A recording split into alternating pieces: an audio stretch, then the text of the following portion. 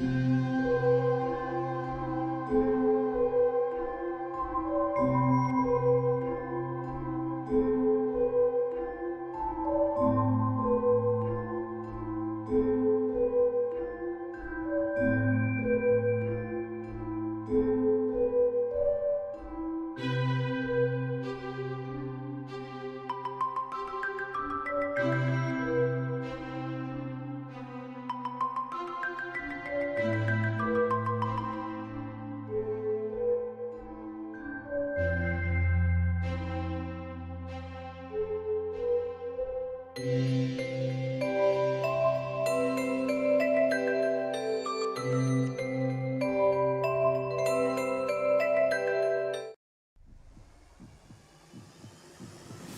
Happy silenced? Right click. Oh, misses the right click. Looking for surrounding and he gets it on the DK. Jesus. There's no TP for him anymore. He's got it. That's locked in. Oh my god. Could build some farm.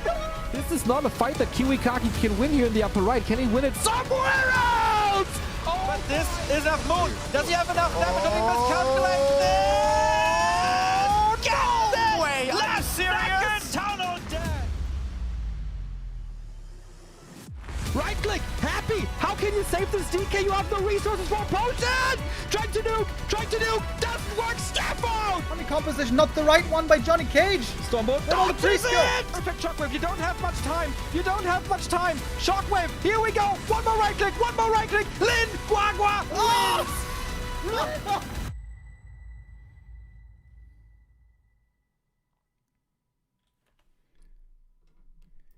Good day and welcome everybody to our third day of the XiaoMao Cup. This means today we're gonna be at the halfway point of our 5-day tournament. We had the last 2 days seeing the undeads look very successful. Happy and Laby made their way into the upper bracket final and everyone else is down fighting for survival in the lower bracket. We're gonna have 3 matches today. Happy and Laby as well for the upper bracket final. Gonna be our third match of the day. But first, we begin with the early rounds. Lower bracket round 1, we're gonna have FoCuS versus Kaho first, followed by Lawliet versus 120. FoCuS played against the Night Elf already in the upper bracket, facing Colorful there and got completely smashed. That was looking pretty one-sided. To be honest, I was quite surprised. Colorful was completely destroying him there. So I hope FoCuS can find some new strength today. But he is playing against Kaho, who seems to be in great shape as well. Kaho may have lost 3-0 against Happy. But, you know, that's what happens against Happy. Against everyone else, Kaho has been looking quite strong. Also been playing very well on ladder recently. And most importantly, in the tournaments, has been doing well. Kaho right now the highest ranked Night Elf in the world in 5th position. And is going into this game against FoCuS as the favorite, I would say. FoCuS struggling a bit in this tournament, just like the Orcs seem to be struggling in general. Like I mentioned 2 days ago already, Lin is on a bit of a break right now. I don't know why exactly. This is nothing new for Lin, of course. Sometimes he takes small breaks, playing a little bit more in some seasons, playing a little bit less in some other seasons. In this season, so far, he hasn't been practicing much. He hasn't been participating in too many tournaments. And as so often, when Lin isn't playing, the Orcs ain't winning. And it's looking rough for our only Orc right now in the tournament. I would love for FoCuS here to find a new answer, to do better today. And the Orcs have been struggling here with the new Night Elf meta. Night Elf has been evolving on and on in this matchup for a long time, where the Keeper used to look so strong in the past is no longer the thing. The Demon Hunter and Dryads and Bears, which has always been a popular strategy, now also found their way into the matchup against Orc, where in the past they weren't played. It's kind of ironic, by the way, because Demon and Bears and Dryads were always played against Undead, of course, always as well, and in Night Elf Mirror, and also against Human. And Orc was the one matchup where they thought they couldn't play it, but now they have found a way. And it seems to be the strongest strategy right now. Without much further ado, let's start our first map on Hammerfall. Hold on. We have custom colors here. Pink and green.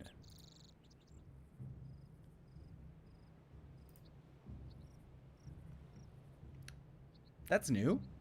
Is this because of the new patch?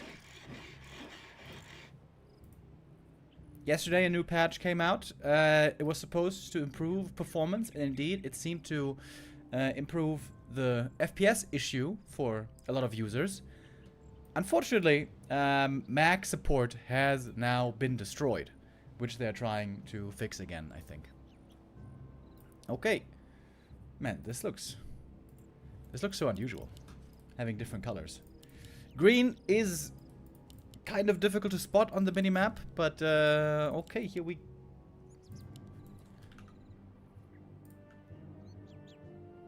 What? Ha! Ha! Okay. I have to take all that back. I have to take all that back because I just joined the wrong game. I joined the ladder game on accident instead of our tournament game. My bad. Just kidding. Just testing you guys. Now, we're actually gonna start our game. Okay, sorry about that. Okay, here we go.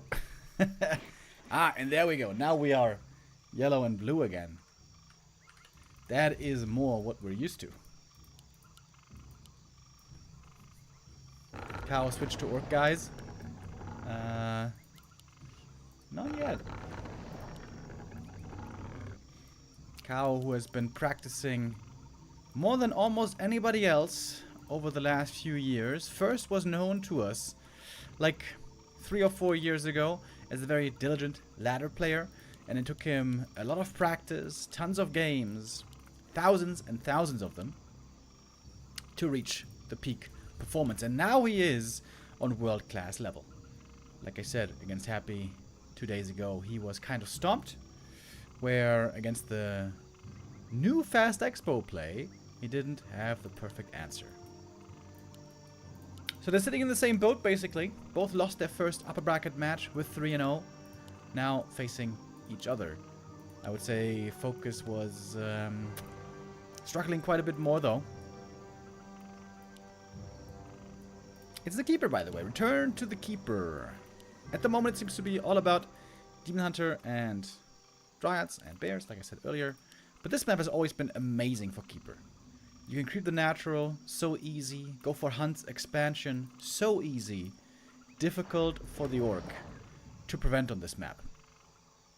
I would say this is a very tough orc map against keeper specifically. I'm kind of surprised that FoCuS didn't veto it. Players' forces are under attack. We have 9 maps in the pool, so FoCuS had 2 vetoes. I wonder what he did end up vetoing in the end. Because yeah, this is considered quite tough indeed against keeper. Maybe he thinks, well, the bigger problem right now isn't keeper, it's Demon Hunter hunts. Demon Hunter Dryads, excuse me. And indeed for Demon Hunter Dryads, it's not that good of a map. Not like it's a big map, bad map for Demon Hunter, but especially for the keeper is where Tight Hunters can shine. Mainly because you can creep easily with treants and because you can expand easily. That's the most important thing. When you can easily creep your natural and expand on the spot and it doesn't get cancelled, that puts you in a fantastic position. So right away the keeper is going for the natty. With the blade. Picking up some items early, as we know he likes to do. Keeper already abandoning the camp. He can't creep all of this though, can he? Treants are gonna expire here. Well, maybe he can. Blade Master, nice timing. Gets one last hit, getting closer to level 2. Keeper here finding double gloves, I would say that's pretty unlucky. Especially for late game, that's bad. You would love to get some rings for the late game, claws for the early game. Oh, and the blade got one kill here, in fact.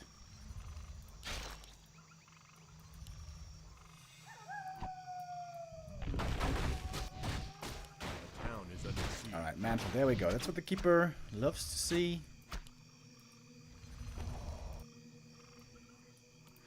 Question is, what is Kaho gonna do? Hunt's expansion, of course, always a possibility, especially on this map, but it doesn't have to be. It could also be a keeper into beer, transition, one base. We've seen that before as well. That strategy especially makes it quite difficult for the orc to find the perfect tech composition. We all know when the orc faces the keeper, he wants to go shaman to have quick dispel, but against bears, shaman do not do well at all. And now look at the speed of this expansion. Placed on the ground, already at 4 minutes. Oh, and this creepjack here could be wonderful. Forcing the blade away and buying time. Buying time for the Tree of Life here is the most valuable thing. If you play Keeper Hunt's Expo, the timing of the expansion is crucially important. Keeper thinking about if he wants to entangle the grunt here. Now with a Huntress and an Archer, that should be an easy kill. There's no speed scroll here, so this grunt is definitely dead. Good XiaoMao play as well. And this is how Kaho takes control in the early game. No deny either. I gotta say, FoCuS again, not looking very crisp, I want to say. By the way, I don't want to flame him saying he's a bad player. By no means, he's a great player, obviously. It's really, really easy, by the way, to look like this with a Blade Master early game. You only have one grunt. You only have one blade. You have to accomplish so many things at the same time. How are you even supposed to manage it? And non-orcs and orcs with little experience never can. But top tier orcs, like Lin has shown in the past, and also FoCuS has, when you have the Blade Master perfectly down, even the early game, he can get a lot done. But I gotta say, this ain't it.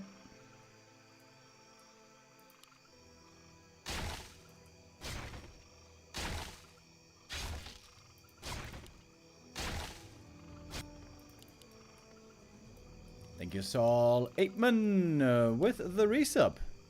No, wait, that's a raid. Never mind. Yo, thanks for the raid. Hello, everyone.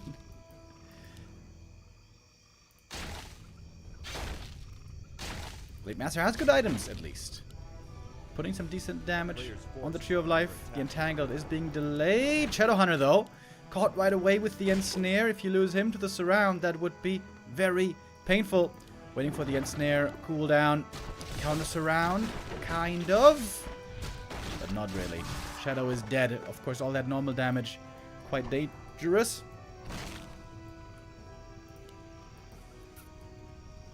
The Entangled's still taking a while. We're now gonna get level 3 here. Another pair of gloves. Man. That is very unlucky. But still, a great early game for Kaho, of course. Now the Huntress can start to push the Blade Master away. Very early double Ancient of War. And quite the fast transition to Archers. Maybe? Not a great start. Shadowhunter, 0 experience so far. And a lot of items picked up here by Kaho. Lots of small items gathered from the different camps. Finally, a Ring of Protection for the Alchemist, which of course you really want. Second attempt for the Blade to now get the Magi. Oh my god, if he fails again, that would be so sad. Ooh, the Entangle, it's close! Oh, is he gonna get punished here? Revealed and killed. At least he got the item, but it was only a Scroll of the Beast. And now the Expo about to begin mining. Now also getting access to the shop. This game is looking very bad again for FoCuS. Just like 2 days ago, he's getting trampled on by these Night Elves. That's what's going on.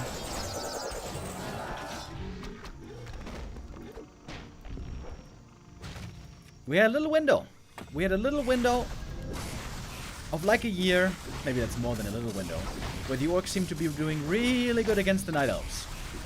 But Now, again, it seems like they're struggling. Lin, we need you back. Lin, where are you? Without Lin, the orcs are looking a bit rudderless these days.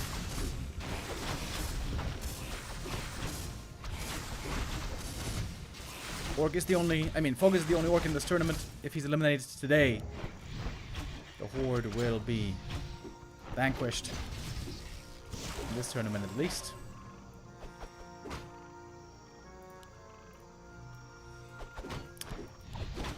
Remo said the keeper needs buffs. Yep.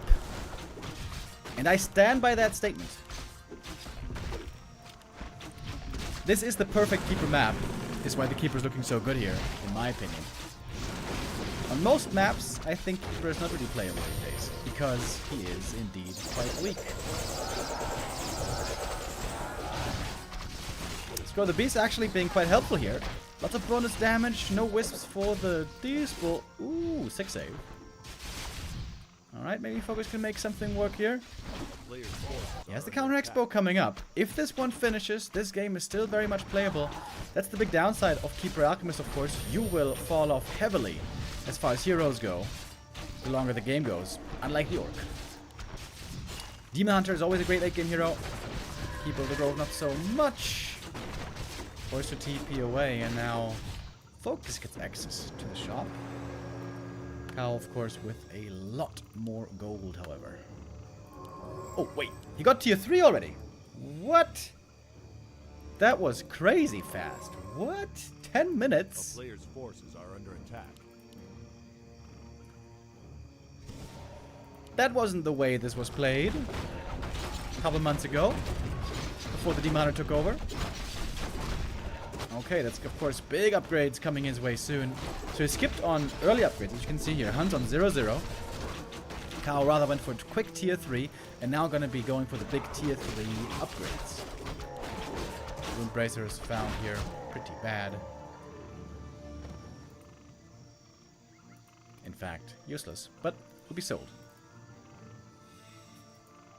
Okay, FoCuS Expo about to come up. Of course, facing a tier 3 Night Elf now, very scary.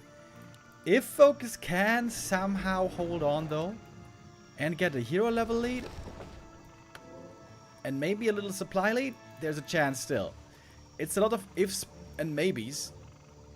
Kaho certainly seems to be on the trigger right now. Needs to work on his upgrades, though. A player's forces are under attack. 1-0 is really weak. This Hunter's Hall needs to be active 24/7.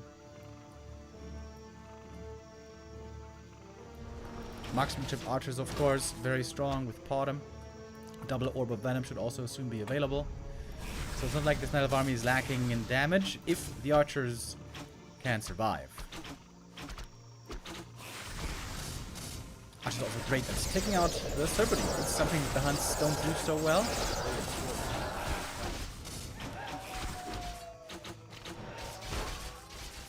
FoCuS falling back, looking for the right time to approach this army. Got some wisps in here for the detonates as well. Mana for Dispel is very low, by the way.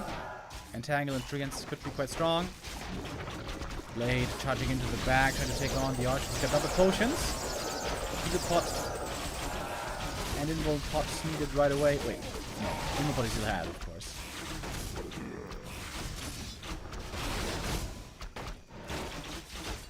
And so far it seems like it's only Kaho is getting the kills, or the majority of the kills. But then again, supply is still even. How is this Hunter's Hall not upgrading? What is going on, bro? It's insane value for these upgrades. Just one armor upgrade is so good.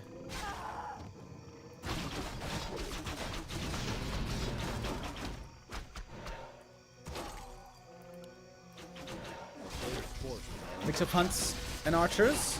Kaho has to switch between one or the other in the right situation. Obviously with a good position now. He's got decent front line.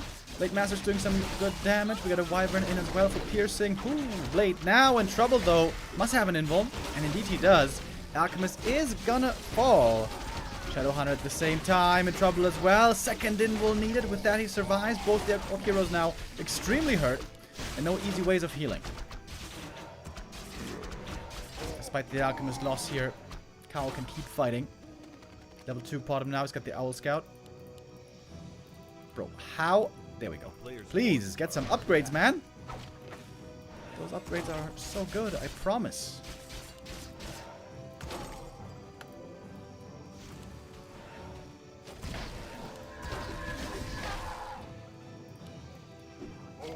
FoCuS now pretty far behind in supply, having to deny some of his own units as well. No TP in the Knight of Army here. Maybe FoCuS can backstab the archers from behind, force a TP back, but he needs to hurry. The Great Hall is not going to be standing for much longer. It's too much damage, though. It is too much damage. The true shot and everything else. Expansion falls, and that most likely will be game. Alchemist about to come back as well, and it is indeed GG. And the 1-0 for Kaho. Strong play. Keeper working out very well on this map, as always.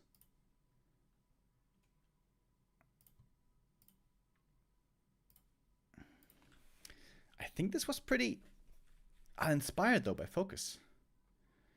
Like, the Blade Master early game was like, okay, he got one item here, he grabbed one camp, he bought a circlet, but he didn't steal any big last hits, really. He didn't prevent the expansion.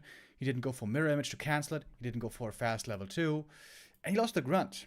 Lost the Grunt in the early game, which is kind of sloppy. It's very predictable that you're going to lose it if it's out on the map once the Huntress is out.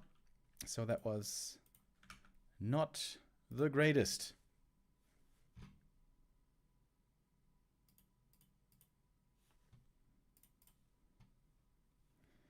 Map number 2, though, going to be FoCuS's pick. Perhaps there he is going to be doing better.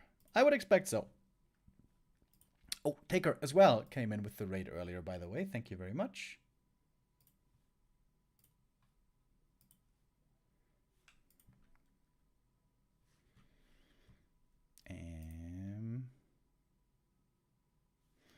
All right, let's start map 2.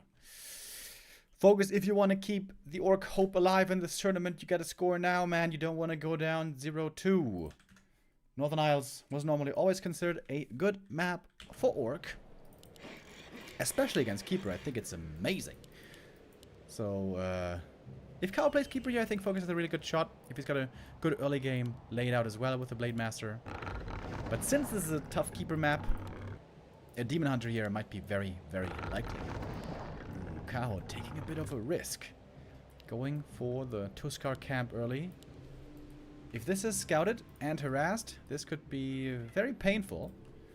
But most Orcs at the moment are not using Peon Scouts, which Night Elves are abusing.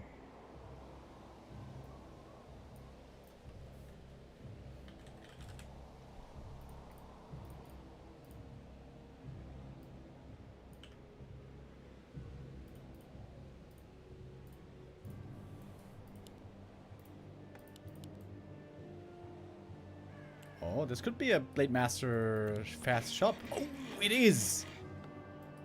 Oh, this could be the perfect opening for FoCuS. If he rushes over here with a speed scroll right away, he could do tremendous damage. It's a Keeper again, by the way. Wait. Look at the difference. The Keeper is way faster than the Blade. FoCuS made his altar late. Oh, what? I didn't catch it on camera, but he must have been AFK at the start. Look at the difference. That's close to 10 seconds. Okay. How many seconds is this really? It's not always so important, you know, where you want to have the hero at exactly the first second possible, but when you go for early speed scroll harass, then it is important. Okay, let's take a look. Keeper pops out. 1, 2, 3, 4, 5, 6, 7, 8, 9. I think I counted a bit too fast at the start, so might only be 6 seconds late, or 7 maybe. But still, dude, this is, I mean, this is not what you want. It's the keeper again, though, and he's clearing this camp really easily. Blade Master didn't take the gamble and run over here with a speed scroll. Would have been a huge risk, to be honest. He didn't have a peon scout, so that would have been kind of wild. So in that case, since he didn't rush here, being late didn't really matter, at least. But still, good start for the keeper. I would almost say great start. Instant level 2, Wand of Mana Steal, also very good. And I must say, I'm very surprised to not see more Demon Hunter by Kaho.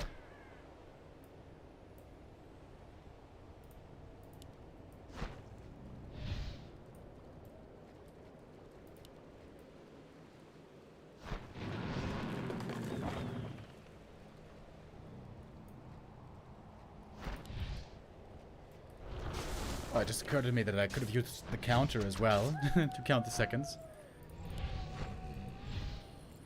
In my game, I cannot see the counter, by the way, and the overlay, in case you guys were wondering.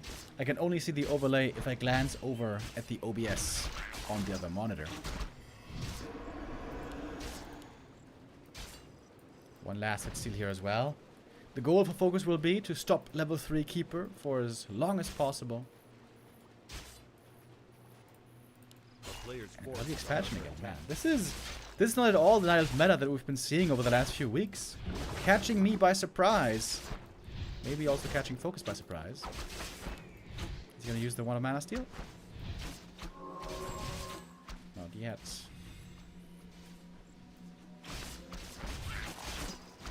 Expansion this time not on the spot, but still coming up really early. Was this before the tech? Yeah, it was well before the tech.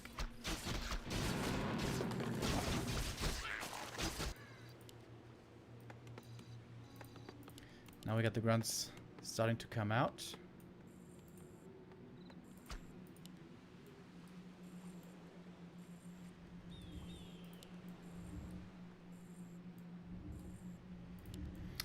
Alright, Mr. Blade Master. You need to get something done here, man.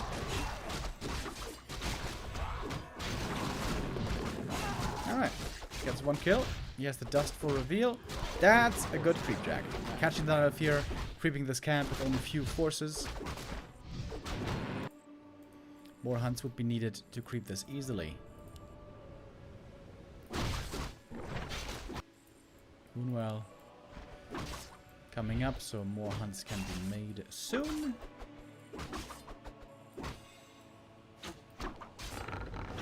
Thank you, DD3, with the resub.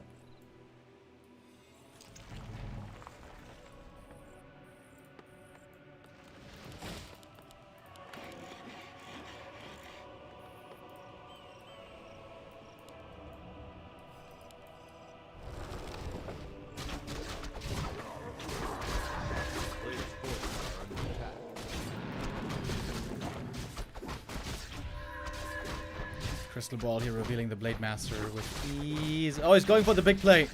Wants to get something done here. Knowing he's not in the best spot, but Keeper gets the last hit. Oh my god. Is he gonna kill him? Entangle?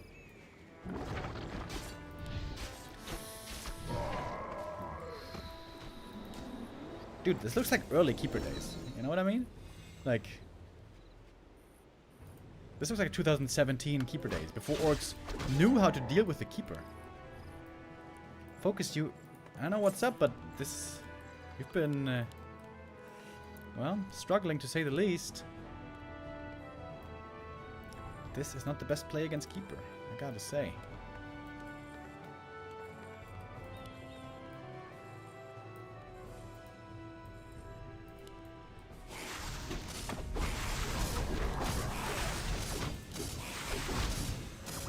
And then I creep jack. One easy kill here on the grunt. Looking for more. Acid bomb. Catches the other two.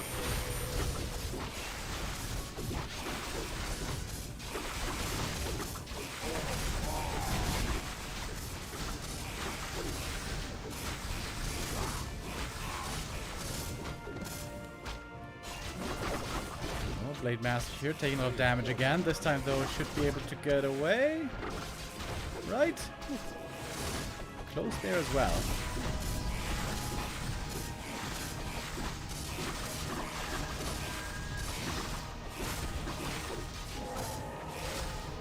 Alright, keep a call with the ensnare. That's a TP force at least. And FoCuS can claim...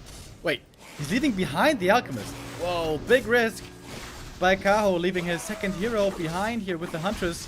Because he has a staff. Oh, that's sick. He healed up, staffing in again. Keeper with lots of mana now. More ensnare, more Huntress. More Treants. And catching the Shadow again. That is a kill once more. Lots of hero kills for Kaho here in this series, and that is the 2-0 again. Kaho getting... not Kaho getting... FoCuS getting owned. FoCuS getting smacked around so far. It's not pretty, it's not close. Kaho in full control, playing a great game today. Surprising me with the play of Keeper instead of Demon Hunter, and maybe also surprising FoCuS. FoCuS is having a rough time. Having a very rough time in this tournament. Now down 0-2. Looking very unlikely, I must say, that he's going to make it out here. Good build by Kaho. Good anticipation.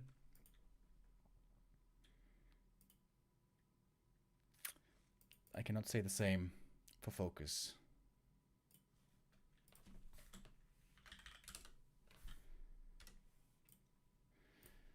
Oh my god, all the balance whiners are coming out. All the balance whiners are coming out in the chat. Guys, don't overreact. Don't use this moment to cry with all your might. You gotta put things in context. Alright? We have seen tons and tons of games of normal Keeper hunts over the last year. And we've seen tons of times how orcs can deal with it, and deal with it very well if they have the right build, the right strat, and are well prepared. Keeper has been looking weak. Guess what? That's why Demon Hunter has been getting played more and more. Because Keeper has been looking weak. I agree. Today, he's looking good. Kaho is playing well. But this is mainly because FoCuS is not doing well. Of course, I see that you guys are loving that you can make fun of me now for saying that the Keeper needs buffs. I still stand by it, though. I still stand by it. You won't change my mind that easily. What we're seeing here is not a Keeper problem. What we're seeing is a FoCuS problem. FoCuS is just not that sharp right now. Not in this matchup, at least. We've been seeing him lately against Undead. Looking, I think, really good. Had a very close series against 1-0. Back and forth. Was even able to beat Happy. And always known to be quite good against Human as well. Had a very close series against Starbuck, if I remember right. In the B Cup. But against Night Elf and against Kaho right now and against Colorful 2 days ago, he has been getting stomped.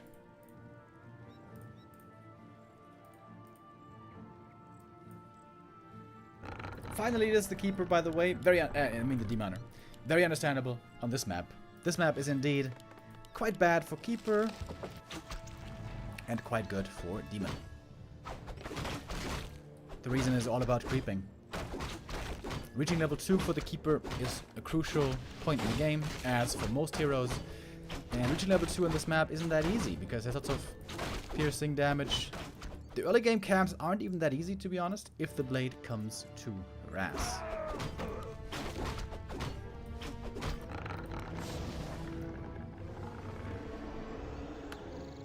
A player's forces are under attack.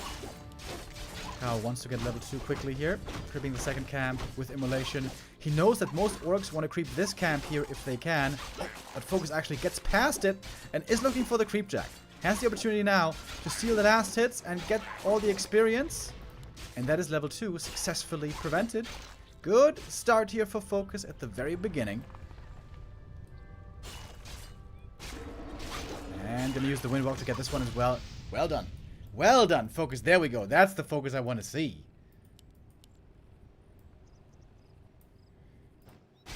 Going for the Shadow Priest as well, High Priest. And the Grunt in the main is distracting, forcing the attention of the Demon Hunter away so the Blade Master can take this camp safely, or at least take the big boy creep safely. Players' forces are under attack. That is a terrific start for FoCuS.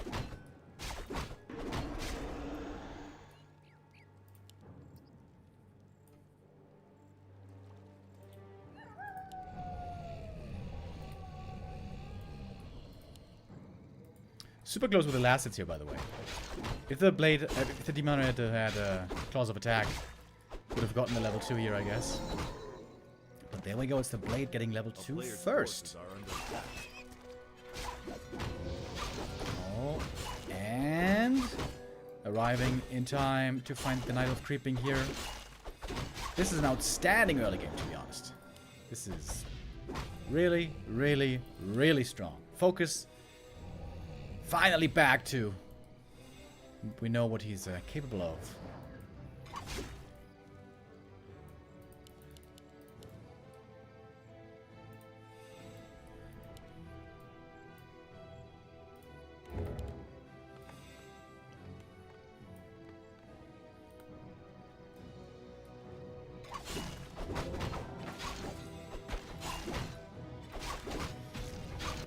Hunter here, threatening the grunts a little bit, but he's only level 1.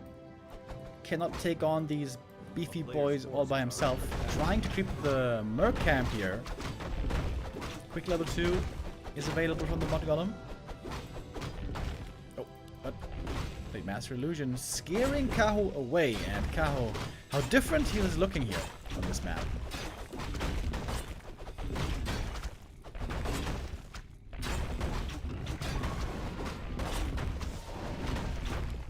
War is going to go down. That's going to make creeping very difficult now. FoCuS here is in the perfect spot. A player's forces are under attack. The grunts find the demon again. Oh, if this is the last hit here, that would be so sick. But can't get it this time. There's finally level 2 Demon Hunter, but that's still a tremendous early game for FoCuS. Preventing that level up for so long. Now, the next step will be trying to establish an expansion. Once he finds out it's bears. Of course, we know it's bears right away. We have the all-seeing eye.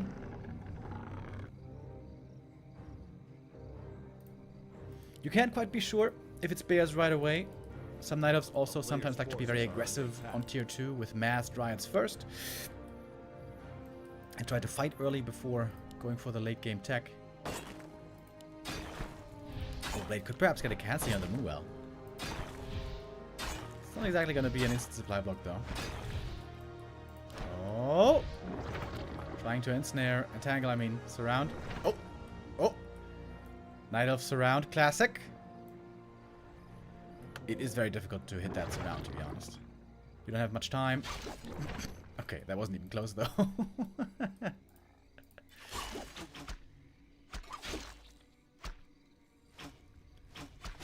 Trying with the block now.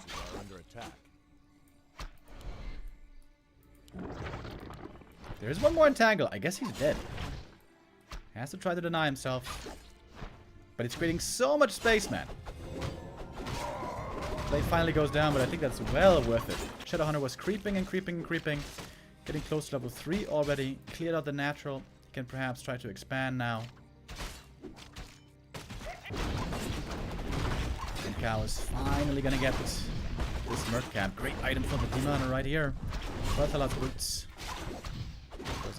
Oh, don't want to lose that one. Demon Hunter finally catching up on experience. He needs level 3 ASAP.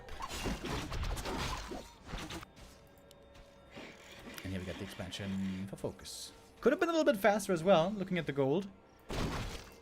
Peon sent out a little bit late, to be honest.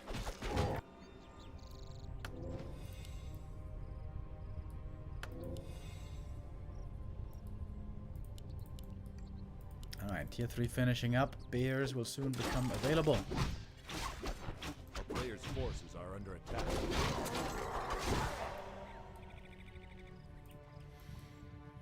This could be a great time for FoCuS to fight before Bears, before Demon 3. Has his own level 3 Shadow. And could create space to get up the expansion at the same time.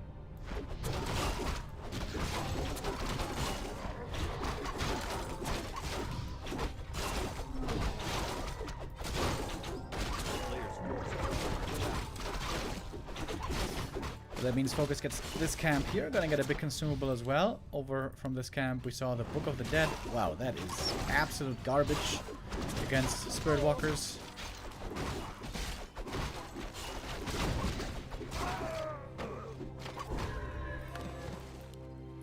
Blade, on the other hand, with a big invuln. That's a good find. Minimum CJ with the resub. Thank you. A player's forces are under attack. Keeps the book. What?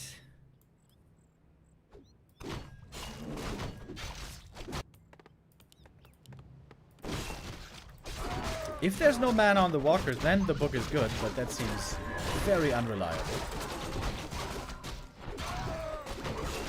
Oh, nice item. We got the next aura. Ancient Django, alongside the Thorns aura, of course.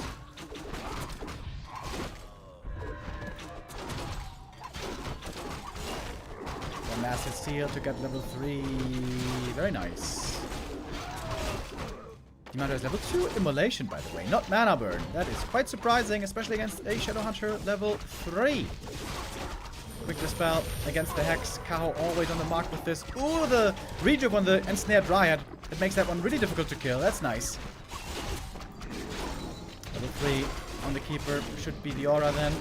Crits coming out here, decent damage from those, not the most insane items, but still pretty good. Mana burns there, Shadowhunter now low mana. Kodo comes in and gets the Devour on the last bear on the field. There's no more mana for Entangle currently. Book of the Dead could actually be used now, maybe. Walker over here doesn't have enough for the next Disenchant. That has to TP away. He doesn't get the Kodo. Kaho teleporting back to his main base, having lost a lot of units. And now we got FoCuS mining. Alrighty, FoCuS. Looking rejuvenated on this third map. Way better than the two previous.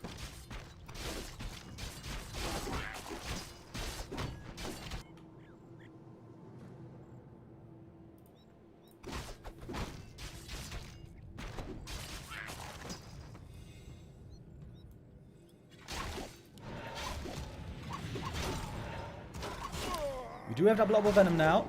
That is quite strong. I think the Demon Hunter levels are the biggest problem here. In the normal game, he should have been level 4 for quite a while. But here he's been stuck on level 3 for a long time. This is a weird army, bro. He's got 3 bears and nothing else. Wisps coming in for the detonate. Oh, that's a nice timing for the Wisp flank. But not actually connecting too well in the end. Alright then. Last chance for Kaho. That's the risk, by the way, of playing bears. If you play bears and the Orc has a decent early game, he's going to set the tier 2 expansion. And this is an all-in. You have to win the game right here and now. The Blade Master consumables here are wonderful to keep him alive. Keep him in fighting shape.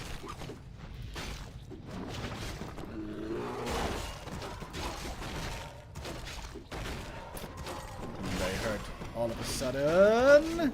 Rainbow Potion necessary. That's going to keep him alive, but only for 7 seconds. It's level 4. Could use a rejuve so bad, but there is no bears, no mana available. And Ensnare is finding easy kills. The magic damage from the walkers doing very well. And now we got double level 4. And the Expo is up and mining. Shop is ready. Next camp can be taken. And this game is now looking impossible for Kaho.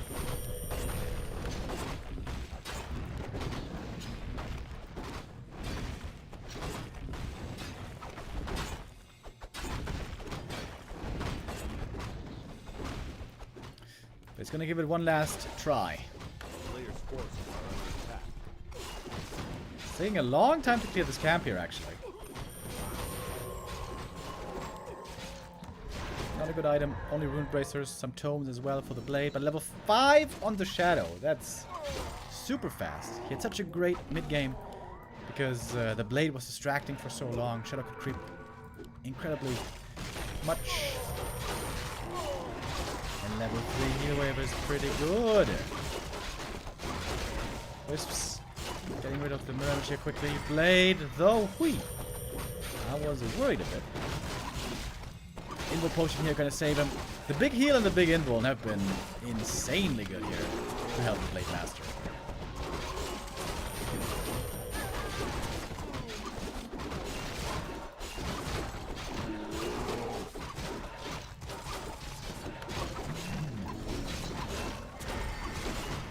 Now he's finding some kills, but obviously FoCuS can reproduce quite easily thanks to the expansion. At some point, there's just nothing left for Kaho.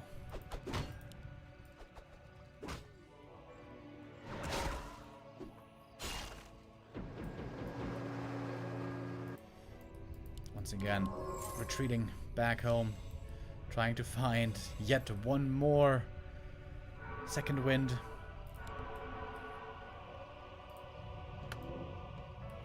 $36 supply only though, that is rough. Bob Sakamano with the resub, and Rick McD gifting a sub to Drakatos, whose birthday it is, by the way. Happy birthday.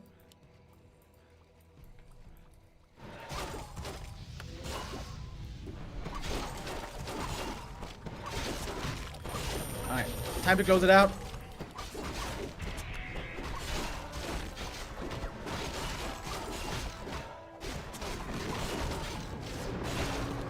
Kaho is keeping the Team Hunter alive, always playing well around the items, the staff, and so on.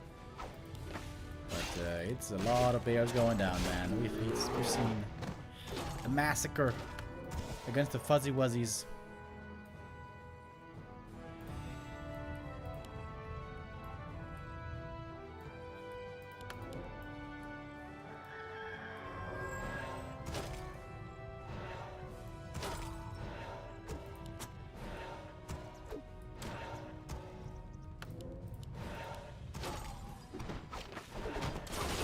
Man, with the mana potion, by the way, wants to be able to have immolation running for the longest time.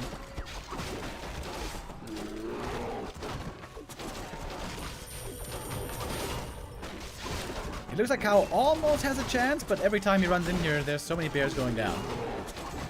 The only reason he hasn't been massacred yet is because the Blade Master items are kind of weak. Then again, maybe he has been massacred. After all, he has been losing a lot.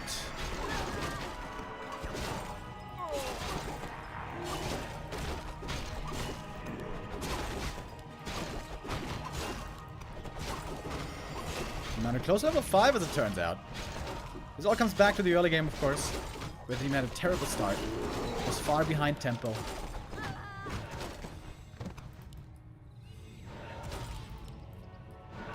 Kaho is giving this everything he has, trying everything at his disposal. But it's just a numbers game now. The expansion too valuable to fail.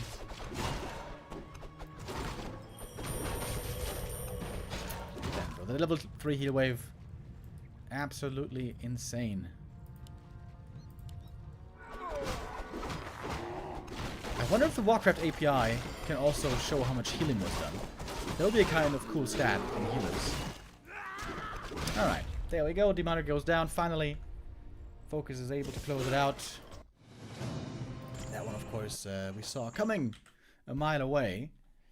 FoCuS here. Great game. Great early game, especially. Perfect early game. It was Kaho taking a bit of a risk, trying to go for the green camp immolation creep, thinking the blade wouldn't show up, but he did. Stole the experience, took the creeps for himself, prevented level 2 for insanely long. That was a good read by FoCuS, great scouting, great follow-up. Really good Blade Master play. That's the kind of Blade Master play I want to see, and the kind of play you need to look good on the top level.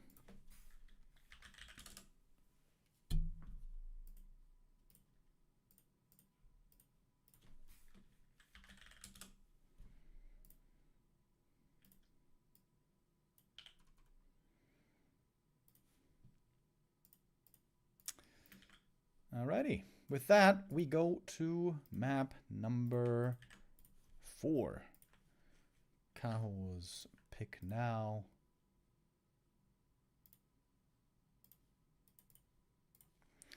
And he chooses Concealed Hill. Along with Tidehunters, Concealed Hill is the second very popular keeper map. And the next one behind that might be Hammerfall. But especially here, we almost always see a keeper.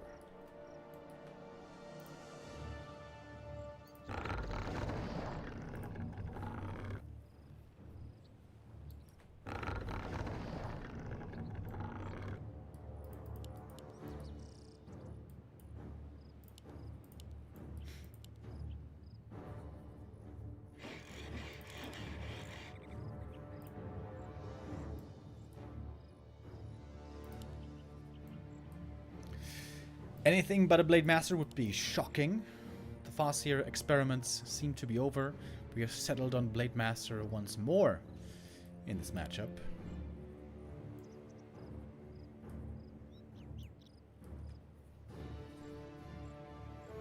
I'm expecting a keeper here. The map seems to be very well suited for the hero. And there he is. There's two primary reasons why this map is very good for keeper. First is there's lots of green camps on the map. You can spread out with keeper and hunts and treants, be in multiple places at the same time. And you can creep level 3 normally quite reliably. And if you hit that early, makes for a strong tier 2 timing. And secondly, it's very difficult for the orc here to counter expand. If you play keeper hunts expo, then the orc will have to counter expand at some point. The downside is your own expansion is also very tough. So that's a difficulty of keeper hunts expo, which is why most Night Elves lately have not been playing keeper hunts expo, but rather keeper one base into dryads and bears, against which, as we know, orcs want to expand. And here again, the difficulty of the expansion will make things rough for FoCuS potentially.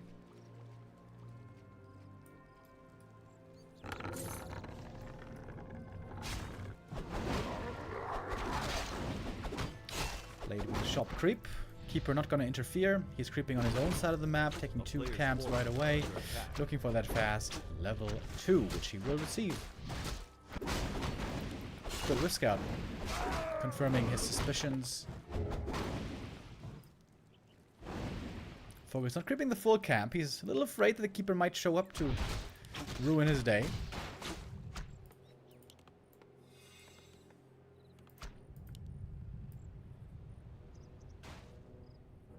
Did he deny a creep? Hold on. Oh yeah, he did. Denied the small creep from this camp. That's why I needed a little bit longer for level 2. Found great items for the keeper, by the way.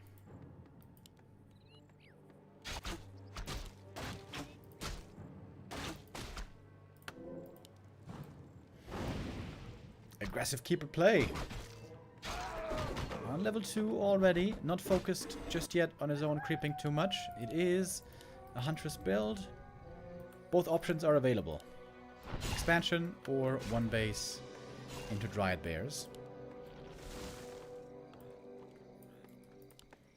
On this map, even Mountain Giants might be a possibility, but I don't think anybody's playing that right now. Yo. FoCuS is playing an early War Mill for Headhunters. Against Keeper, that is very risky. Once the Keeper is level 3, Headhunters are easy snacks.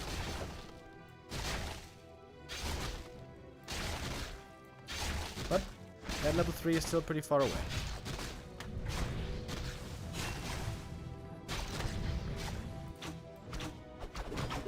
Nice play here, summoning the treants and using the archers to creep the rest of this camp for more experience. Getting one headhunter here. Costs him quite a bit of mana though. Entangle and treants. That's 175.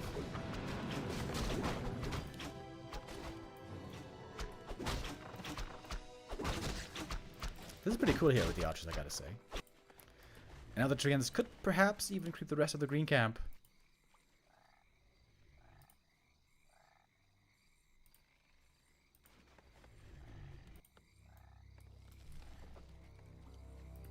Yes, we have the hunts starting to come out. Question is, what second hero is it gonna be? It could be a demon hunter or it could be an alchemist. That's normally the two choices that are available. Blade Master items are really good, by the way.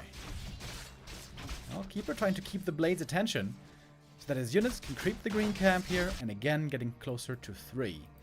Is this camp gonna be enough? I think it should be.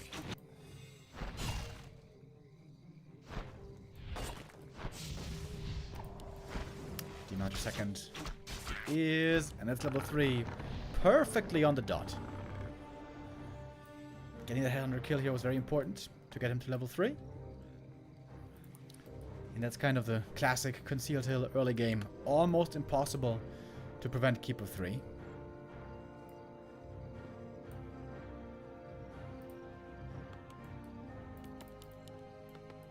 The life of the headhunters here is now very, very dangerous.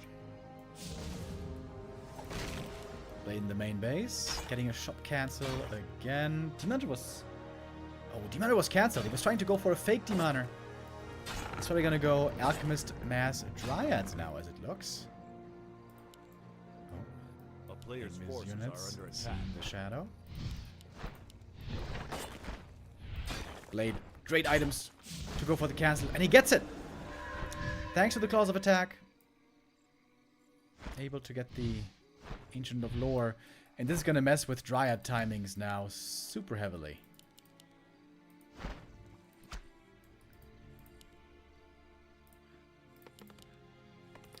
Keeper, Alchemist, Mass, Dryads is really tough for the Orc to build a perfect army against. Because you want to have Shaman against Keeper, but they suck against Dryads. You want to have Headhunters against Dryads, but they suck against Keeper. The downside here for Kaho is, once again, his heroes will fall off. As always with a Keeper.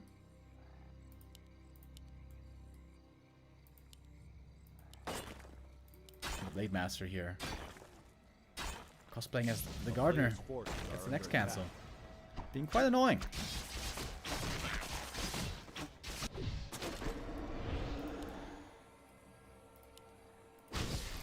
Shadowhunter gets his first bit of experience from an archer kill.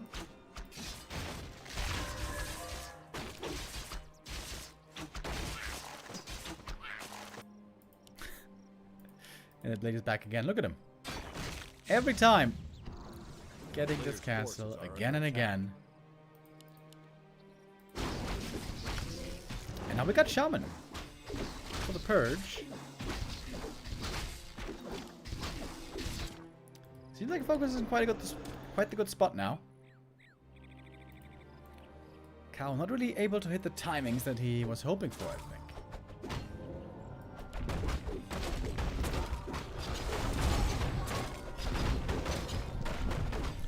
Master. Don't want to go for the last hit here. That would kill him. Thank you, Alchemist, with the resub. Says, let's go FoCuS. FoCuS is going to creep. We get down the camp. Get closer to 3 here. And FoCuS indeed lost only 1 headhunter in the early game. I think that is quite solid for him.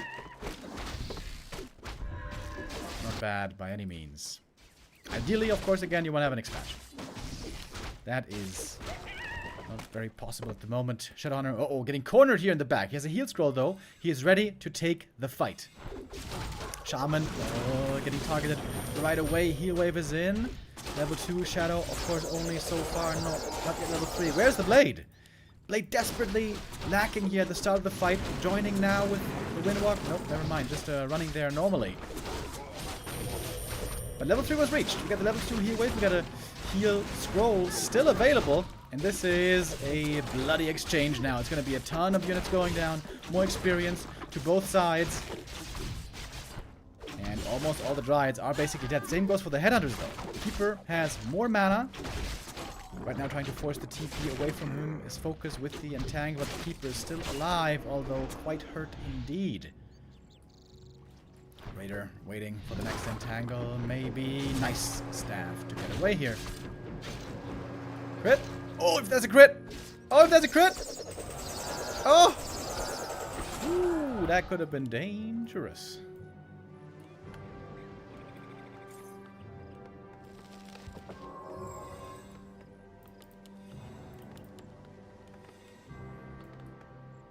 FoCuS now focusing on Raiders and Shaman. No Headhunters at the moment, but they did manage to take out the Dryads fairly well. Keeper healed up from the main base. Moonjuice is looking okay now, interestingly. Weird Moonwell back here, and one Dryad seems to have been forgotten. Oh, FoCuS. About to get Creepjack, but the creeps here might actually be messing with the Night Elf. Tons of Raiders. Tons of ensnares. Going for the Keeper right away. He's trying to force the TP on him. Acid Bomb hitting 2 targets if I see that right. And the Keeper's almost dead. Hex has to be dispelled quickly. The heal scroll, I think, is what saved him there. The battle for the red is a big deal. Late Master Invis looking for the opportunity. Good heal spray. Oh, the level 2 heal spray now. Really good. Late Master here, a little bit hurt, but he has the invuln. That will be needed now. He has a heal scroll still. Purge aggressively on the Keeper. Can he force the TP? Yes, he can. One Raider died in exchange. Again, the Alchemist trying to stay behind with the rest of the army while the Keeper is back home. Can heal up. There was enough Moon Juice here to get him back into fighting shape, actually.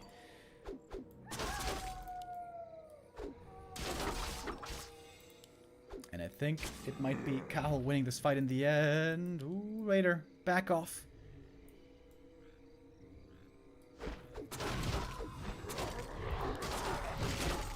A good point by the chat. They need Serpent Wards. Why did he go Hex in the first place? A player's forces are under attack. Like, you always go Hex against Demon Hunter especially. It's very good for controlling a Demon Hunter early on tier 2. But against Keeper and Mass Dryads, but also just against Keeper, it's not good. Alright, FoCuS gonna tap out. This game looking better than many of the other maps he played, but not quite good enough. Kaho is the victor today, as was kind of expected. With that, Kaho moves on in the lower bracket. He will face Sok next. That'll be tomorrow. And FoCuS, our only orc, now out of the tournament.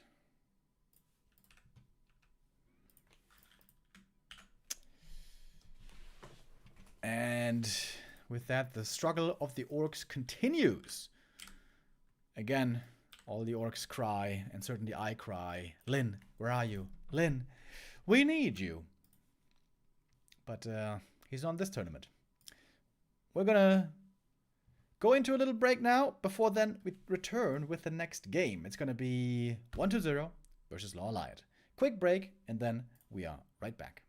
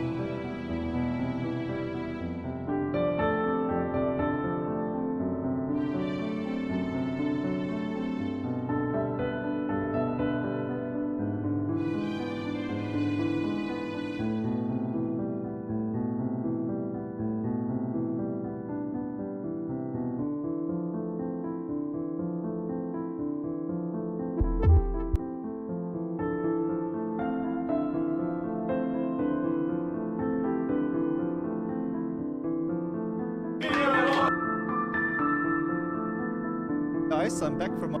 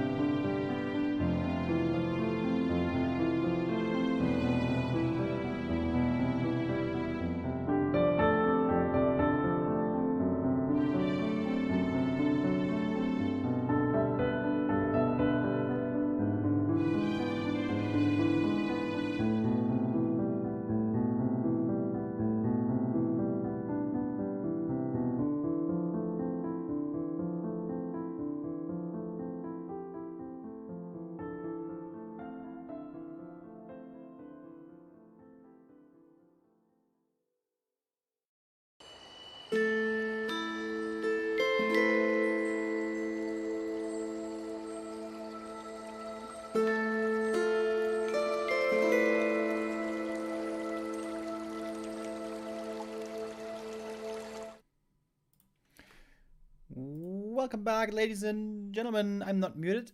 That's good. We are ready now, in a moment, for our next match of the day. The second best of 5 of the day. We just saw Kaho victoriously moving on in the lower bracket, beating FoCuS. Next up, we have another Night Elf, Lawliet, against 1-0. 1-0 was beaten in the upper bracket by Sok with 3-1, and Lawliet was beaten by Laby with 3-2. Now the two Koreans are meeting up against each other. And it seems like there might be a little bit of a shift going on in the meta right now. Some undeads have always liked to play fast expansion against Night Elf. Laby is one of those undeads, but it was 2 days ago when we saw the big surprise where Happy was playing tons of fast expansion against Night Elf. He did that occasionally in the past, on some maps especially, but 2 days ago it was almost exclusively fast expo play. I'm sure that must have been emboldening for Labyrinth as well, who normally always tries to expand in this matchup if he can.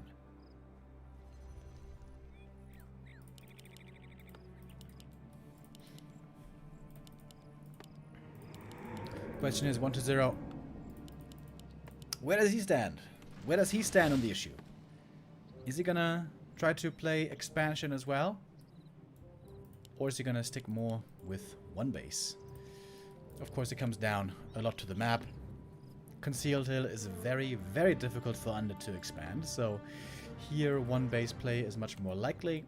From some Undeads here, we see also quite a bit of Gargoyle play, but that's the one unit that 1-0 never really seemed to care about. Gargoyles.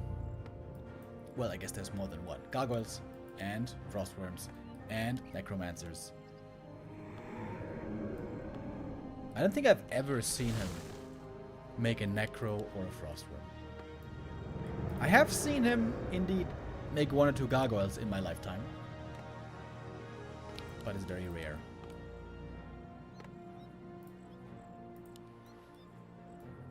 Demon Hunter first start for for Lawliet. On the right map, I could even see a Warden by him. Warden Solo or Warden Panda. But this is certainly not a map for the Warden. Creeping is too tough here.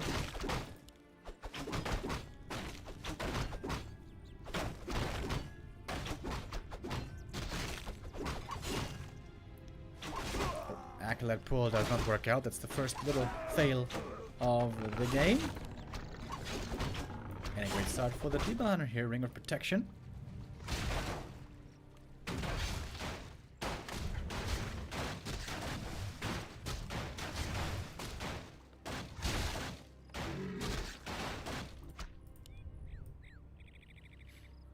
He could go Immolation if he wants. Creep the green camp here and get level 2.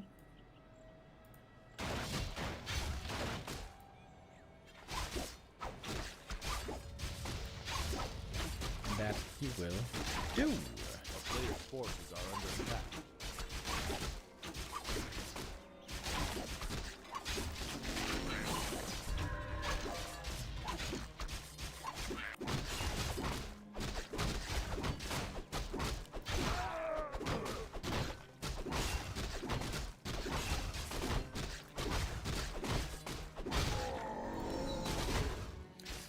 Level 2 achieved on both sides. There's a lot of ghouls right here. Always gotta be careful about the possibility of surround. Demon Hunter normally really wants the boots of speed. There are some exceptions to this. Especially Kaho amazingly is able to play quite well often without boots. Very well, actually. Archer is caught. And there is a dust. First kill. Oh, Lawliet here. Interesting. He's sending all the wisps out of the main base. Does not want to have them bullied and threatened by the ghouls.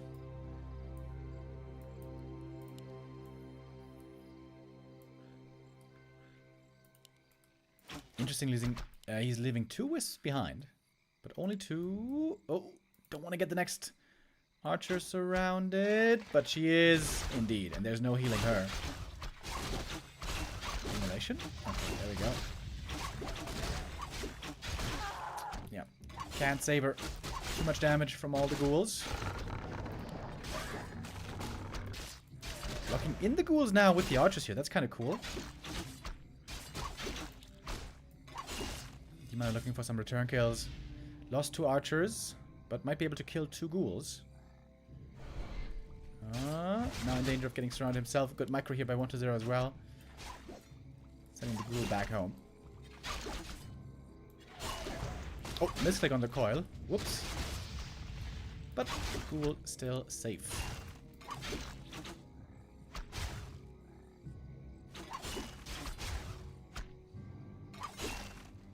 Very good save here by 1-0, especially if he saves this one. The demon wants it. He wants it bad. Gets in front. I guess that should be the kill then. Oh, and we got a Naga. Hello. Tier 2 just finished. It's going to be at least 1 more ghoul going down. Ooh, 1-0. How many can kill? It's 3 ghouls. This is going to be 4 ghouls. This is amazing for Lawliet. Turning this around. Detonate now as well. Some skellies taken out. And this is A player's forces are under a attack. wonderful turnaround by Lawliet. Really, really well done. Those ghoul kills matter a lot. We now have only 6 ghouls left.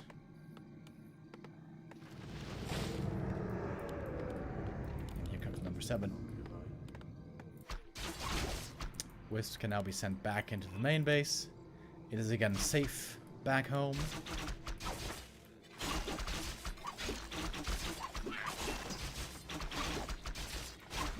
Players' forces are under attack. And getting level 3 level up here as well.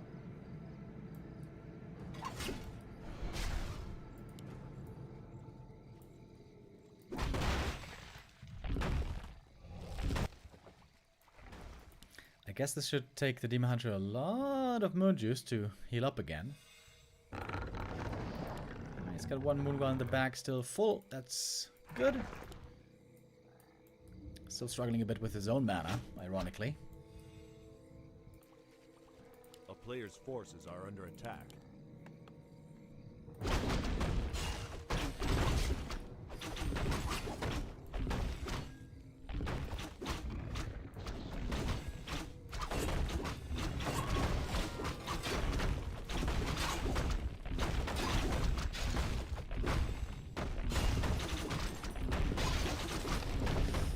One archer can be killed here, but even that one not going down yet. Big item is that's pretty unlucky. As an if you always want to have tank items, heal items for the demon. We got the ring, which is good, but honestly, he doesn't have that much. Okay, deny here. Full experience. Lich got level 2 with the natural creep.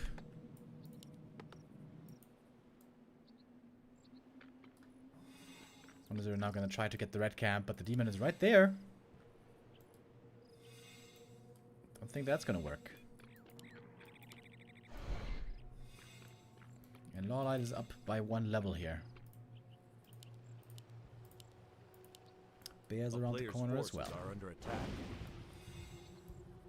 Lawliet's going to be the one to pull the ogre first. It's always dangerous here because the trappers are left behind. They can ensnare your units. Can put you in a very awkward spot.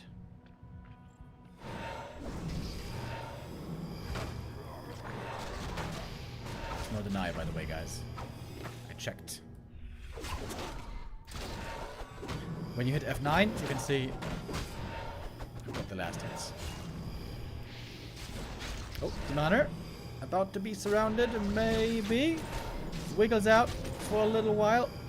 Naga slow now, though. Very painful, but he still gets away. And lots of mana burned. Lich dry. DK dry. What is there has to get the Ogre Magi now? The Overlord. And he will. Okay, big item. Lots of great items here. Possible. Medallion of Courage. That is a great item for the Lich and Naga.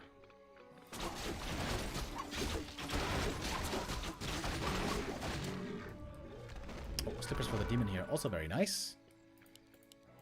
Master training is about to be done. No orb yet for Lawliet. He couldn't afford it yet. He's a bit too broke. Rejuvenation was running for a long time. Didn't get the spell here for a while. There's a staff ready for the demon so he can heal up. But that's it for the moon juice. Still no gold for the orb.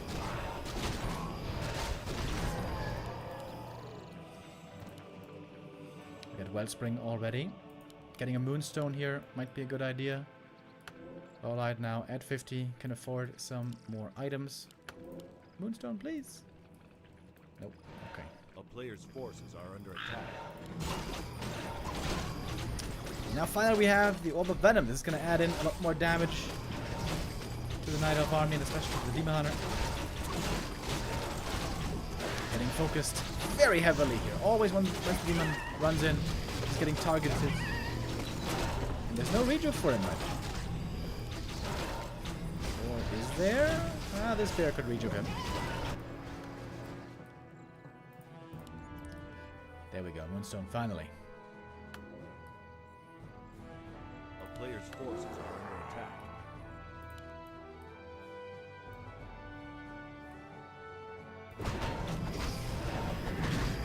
And what is there looking better and better on his levels.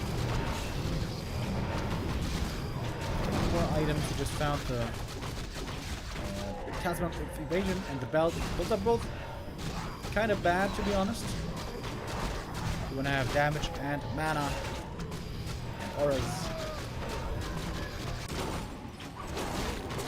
Good item over here as well. We get the Ruined Bracers. Oh my, that is the perfect item. You could see how much focus was going on the Demon Hunter this whole game. This now is going to protect the Demon Hunter very, very well. Also close to level 4. Naga going to get level 3 here. And Lawliet expanding. Cheeky, cheeky. At 50.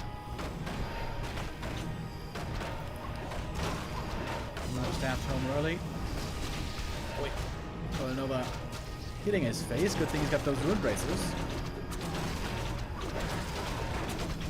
Level 2 Folk Lightning also quite good against the ghouls.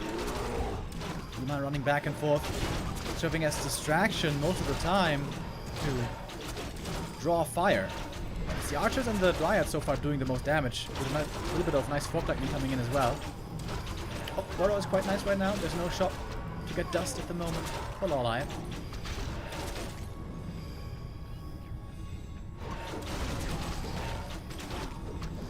Always targeting the Demon Hunter. All the time. Mana's low now. Mana's low absolutely everywhere. Ooh, and the Demon Hunter finds himself on less than 50 HP. They're trying to close out the game here rather early. Dryads now getting wrecked as well. Good for Lawliet for a while, but now he's in deep, deep trouble. Supply lead on the undead side. Coil Nova again. Demon Hunter still alive. Staff back once more. Finally receiving a rejuve again, but Lawliet is so broke. He's got very few units. The Naga trying to catch some reinforcements here. A little bit late. Getting the Fiend. And of course the statues now. Always the blessing for undead.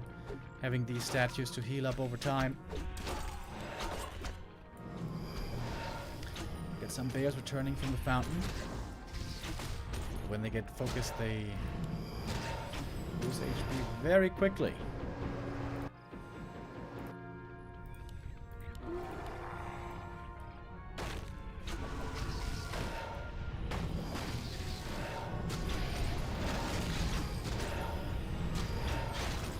Despite the Rune Bracers, you're losing HP so quick. Rune is a big help, but there's not much of it right now. A player's forces are under attack. Well, they're trying to push back the undead forces. But another bear goes down. We have so many fiends. 5 of them on the field. Can't get killed because there's no dust. There's no wisp at the lab, unfortunately for Lawliet. Staff out once more, a little bit more healing. Demon Hunter is somewhat in the green again, but it's so many Dryads and bears always dying over and over. Archer could go to the lab, but right now the focus, the attention is on this fight. Oh, DK though, getting blocked with the bear in front. Is there no abolish? There's abolish. The bear goes down, the invul saves the Death Knight. Now very hurt as well. DK, ooh, right on the edge. Same for the demon. Fresh bear. Rejuve is available. Archer and bear both at the lab, but couldn't get the burrow kills. But Lawliet has one trump card, and that is the expansion, which has not been scouted yet and has not been anticipated yet. Monster is only thinking about microing his army. He's not thinking about an expansion right now, I think.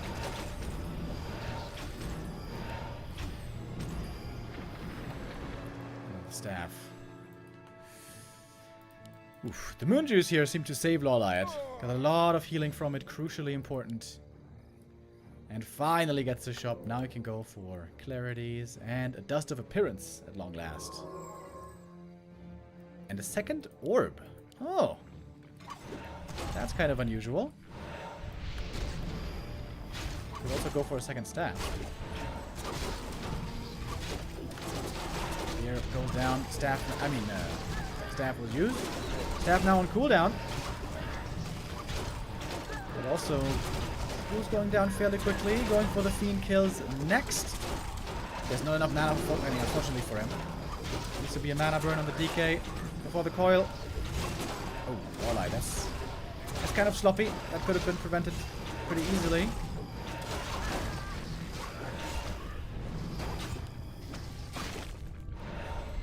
I did find some kills though. Supply is very even. The expansion is still running. 1-0. If he loses this game, it will be because he didn't find the expo in time. I think Lawlight's base build here is also not quite perfect. Normally you want to have room behind the Moonwells for a shop. That's not the case this time for Lawliet, so he has to make the shop outside where it's easy to be destroyed. Thank you, Noeezy Baki, with the resub.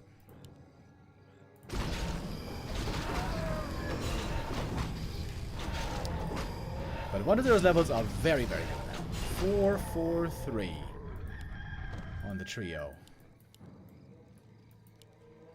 Demon Hunter would love to get level 5. That's an incredibly powerful level on the demon. He just bought the Periat, by the way. No invul potion. Under attack. Periat is a very good item on the demon. And now Lawliet has some much needed time. Time to gather gold. More and more gold streaming in from the expansion. 1-0 starting to fall behind in supply. Because he just didn't think of it. didn't think that Lawliet would be so bold as to expand on 50, but indeed he was. Indeed he The did. player's forces are under attack.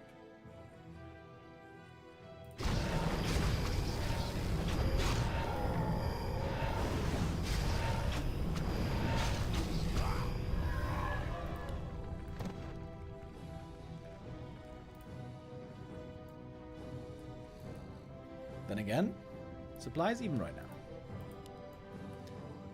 Lawliet wants to go for a bear drop. It's been spotted though. Would love to take out the Haunted Gold Mine. But if he can't manage that, at least he wants to buy time. Which he is doing successfully.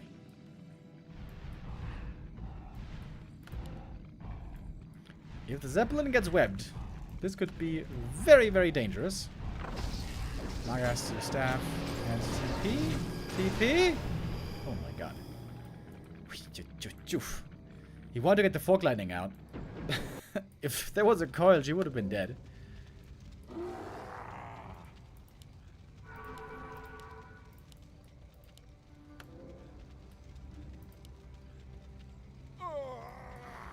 One to 0 can still win this game. If he destroys the expansion, this game might still be his. Lawliet's supply isn't that high considering he's had this expansion for so long. We are both at 65.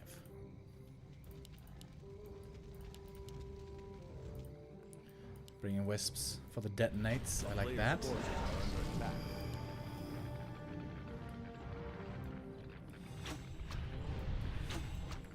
Only 3 bears and a ton of giants. First bear saved with the staff. Lawliet trying to get as many mana burns out as he can. Finds the lich once more. And now come the wisps. More mana drain. Mana burn all over the place. The player's forces are under attack. He has a one of mana steal he could still use.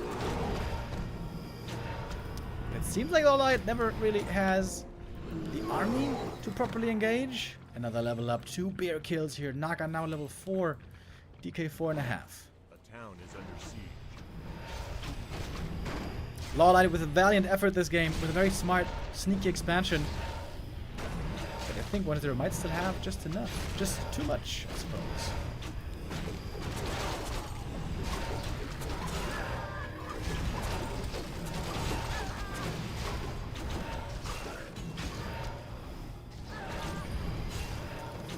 Drides die so fast when they get focused.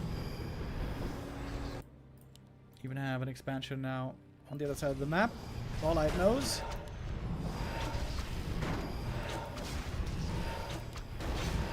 And the simple fact is Lawliet is just losing way more. Losing way more units than 1-0 is.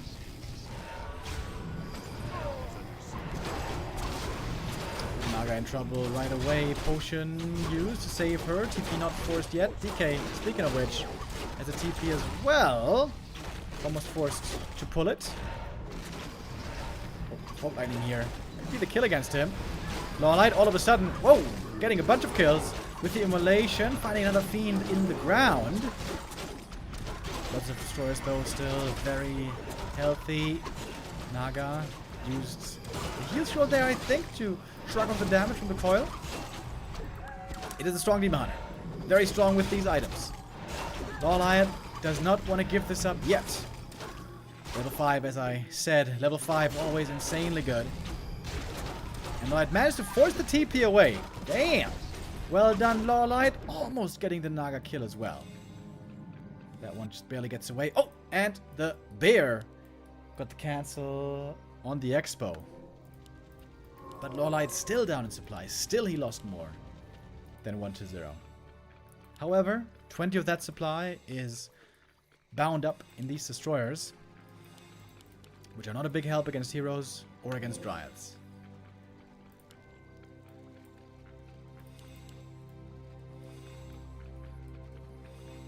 Main base has expired. Alright, Lawliet. If he can hold 1 or 2 more times, this should be his game. Invis potion. Oh. Demon gonna scout. Uh-oh. Uh-oh. But perhaps reacting a little bit slowly. Naga caught on the backside. Take his fire towards her right away. She has potions and plenty of them. The DK has her own golden as well. It's going to be necessary soon. Getting the bear kill, getting level 5.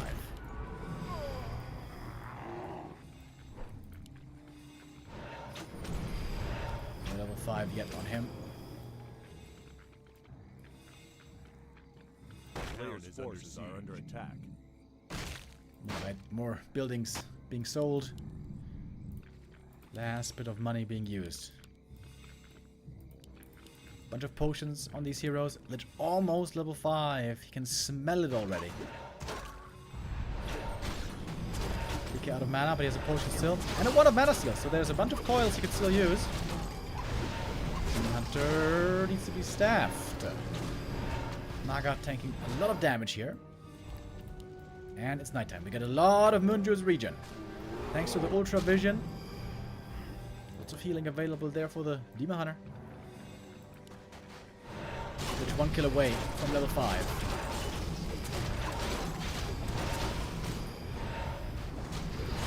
Fiend survived, can heal up now. Lich just got level 5. One more archer kill was enough. Coil Nova on the Naga. Tons of mana, tons of damage there, I mean. And she cannot survive. No second staff to save her. The Naga goes down. That means no staff for the Demon Hunter either. And with that, it looks like 1-0 did just enough. Lawliet so close to winning this game, but couldn't quite.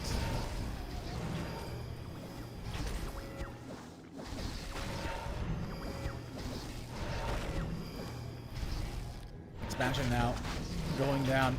The strong undead heroes still on the field. And a bunch of statues to heal him up as well. Only 5 buildings left in the main base.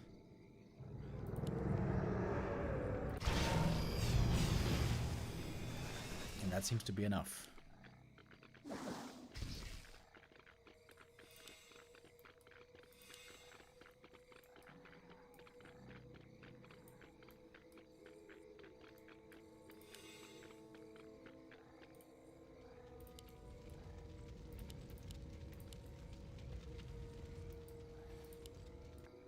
If only the demon was level 5. If he had reached level 5 a while ago, I would have certainly expected this to go to Lawliet's way.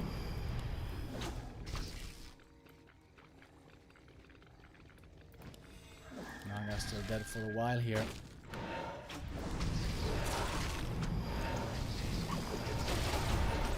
Boom bracers, man. Boom bracers are a heaven sent. Now the mana is indeed very low on the heroes. Mana burned a little bit too late. Could not get rid of the next coil. The mana healing up again. Moon Juice is still looking tremendous.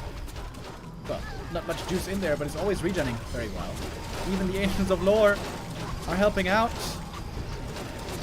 Trying to take out the destroyers. It's about heroes in the end. It doesn't matter if the Dryads die, if the Destros die. It's all about the heroes at the end of the day. And right now it's 3 heroes versus 1. Doesn't even seem fair. Is getting slowed. He's getting kited. Level 2 cold arrow. It's really good as well. Naga finally back, but finds herself in a rough position. And again, oh, almost dead right away. Mana shield to save her, but the demon finally goes down, and that is game. Quite a long game. 26 minutes. 1-0 takes it. Takes the 1-0 lead in our series. Thank you, Curly Bad Laser, with the resub. Much, much appreciated.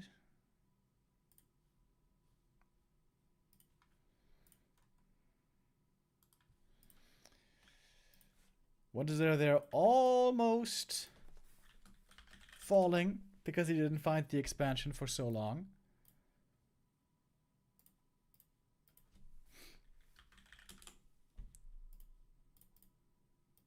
But able to trade really well over the course of this game. Still winning in the end. Autumn Leaves will be map number 2. And I kind of talked about expansions earlier. Expansions on the undead side. That is something that we didn't have to consider there at all on the first map. Because it is a bad map for undead fast expansion. This map is much more doable. We've seen Happy attempt it. We've seen Laby attempt it. But when Laby tried against 1-0, against the Lawliet, I think he failed with it, right? I think so. And what is this? Ancient of War for Lawliet at the natural. This normally means keeper, right?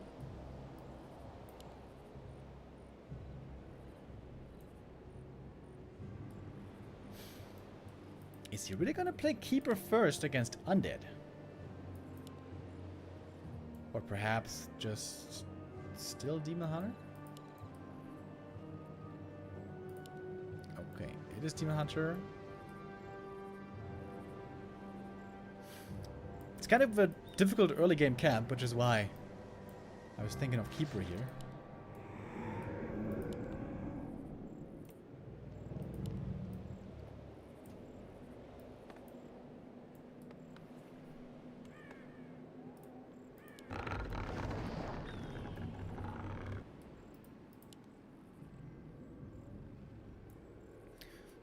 Seems like Laby wants to open up the natural quickly to be able to counter expand if necessary.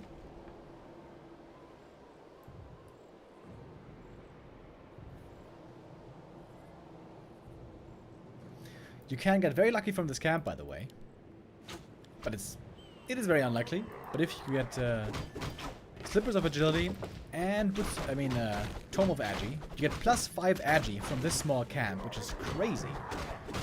But for that, the stars have to align. A player's forces are under attack. And out comes the DK. No sacrificial skull. So it looks like while Happy is now very interested in fast expo play, 1-0 doesn't seem to be. Oh, he lost the Acolyte, by the way. It's kind of a big mistake. This means Demon Hunter gets level 2 instantly from this camp.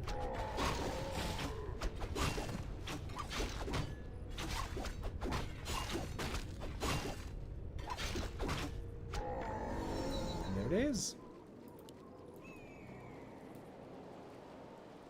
A player's forces are under attack. 1-0 with level 1 aggression, apparently.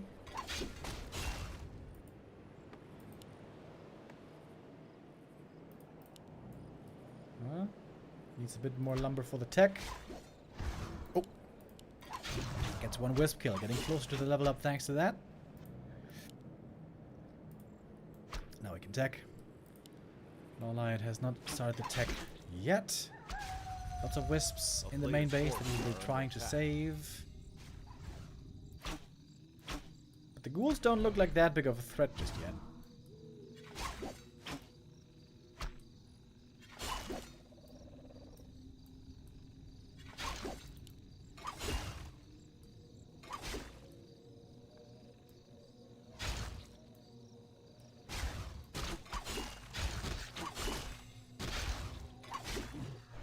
Good defense so far by Lawliet, losing almost nothing.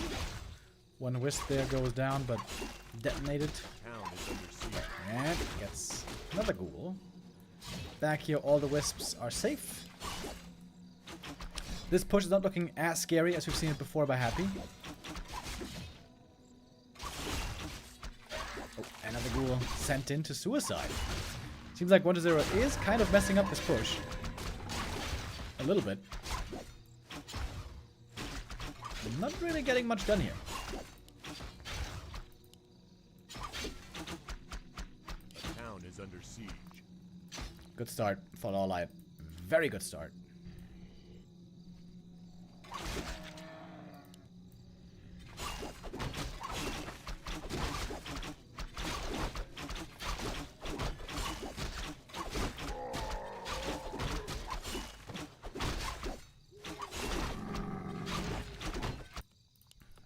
experience difference is gigantic.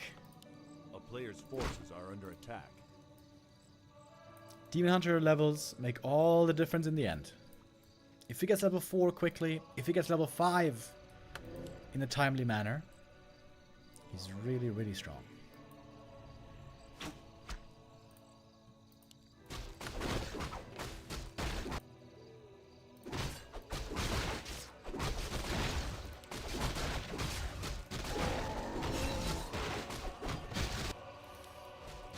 Perfect read by Lawliet, expecting the unit up here at the creep camp.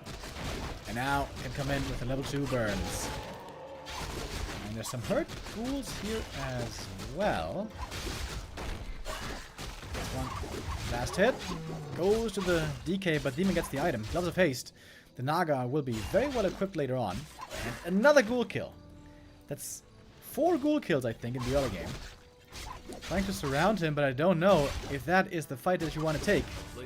Nice movement with the Skelly. But the Demon fights out. And he's the one perhaps looking for the next kill.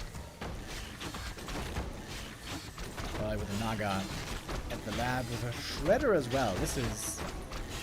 You can't hope for more than this if you're Lawliet. This is the perfect start.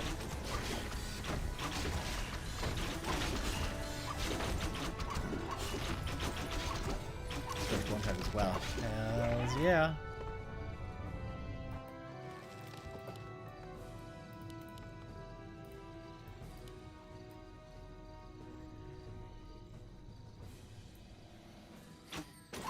The next big camp as well.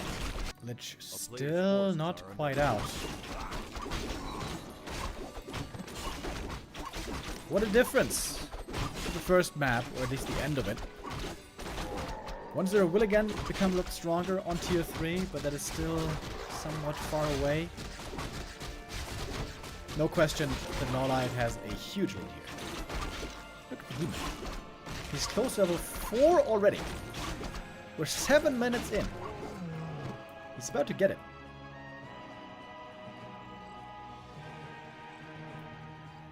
Archers there just narrowly avoiding their demise, escaping it.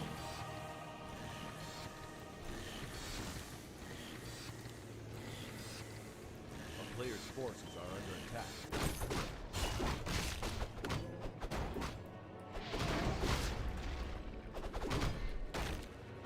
A little bit of mana burn once more. What is they're not able to steal the item here? And there's the... God damn! No mana items on the undead hero, so no Coil Nova available right now. It is a Lawliet with a mana stone, which he might be selling. A player's forces are under attack.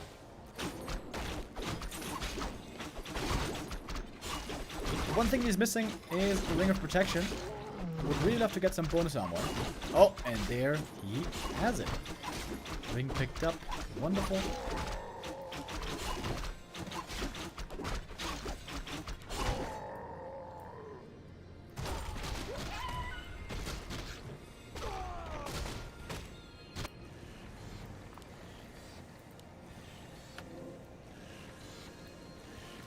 Moon juice pretty low now.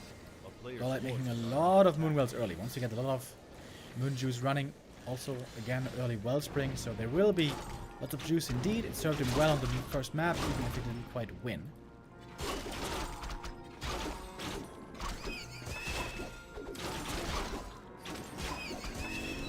And Naga level 3. Also quite fast. At 9 minutes, that's actually very fast for a Naga. This game is just perfect from start to finish so far. Well, I guess we're not going to finish yet, but yeah, this is a terrific early game. 1-0 trying to line up a push. Demon Staffed home early, Moonstone right away, Potion right away. And he's got the Orb as well. Again, heavy focus on the Demager. All the time we see this by 1-0.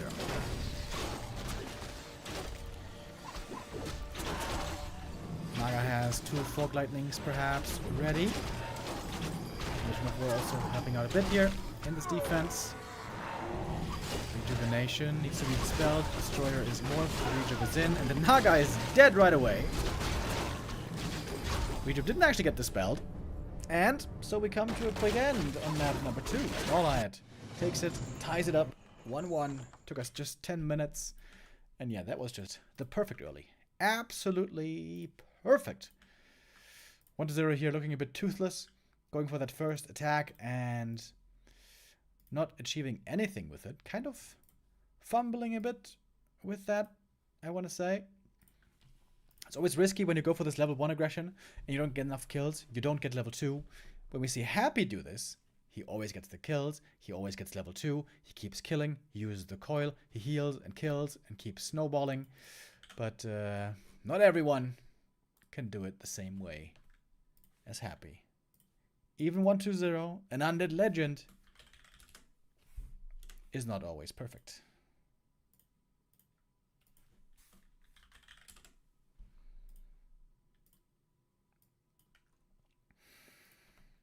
So we're nice and tied up. We're going to go to map number 3 here with a 1-1 score. And that is going to be Springtime. We've almost not seen this map at all so far this tournament. It's been getting vetoed a lot. Now, finally, we do get to see it. Springtime also a map possible to play Fast Expo on for Undead. But so far, it has looked like 1-0 doesn't really care for the Fast expansion. Let's see if that stays true here.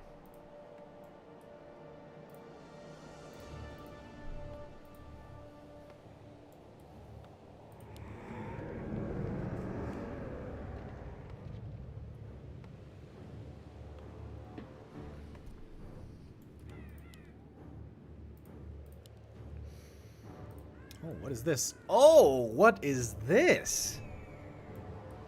Lawliet with a neutral hero opening. Uh-huh.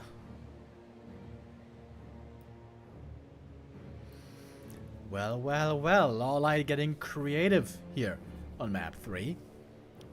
Looks like he wants to take the natural early and then expand quickly. Beastmaster is a possibility. Panda is a possibility. Dark Ranger was played in the past, but Dark Ranger hasn't looked good for a long time. Oh, and the Fire Lord, of course. Chad, you're right. I forgot about the Fire Lord. Fire Lord seems to be the most likely candidate.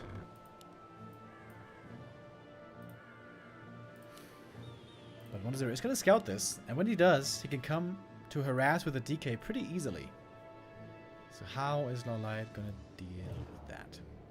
If the DK comes to harass, he might just creep the green camp instead.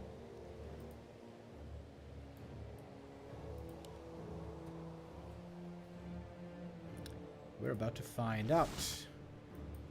1-0, checking the Merc camp. Nothing here.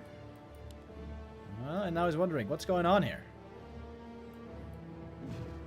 Because normally the Engine of War is here, but there was no Engine of War there. It's also not here. So most likely it should be here then. But he hasn't confirmed it yet.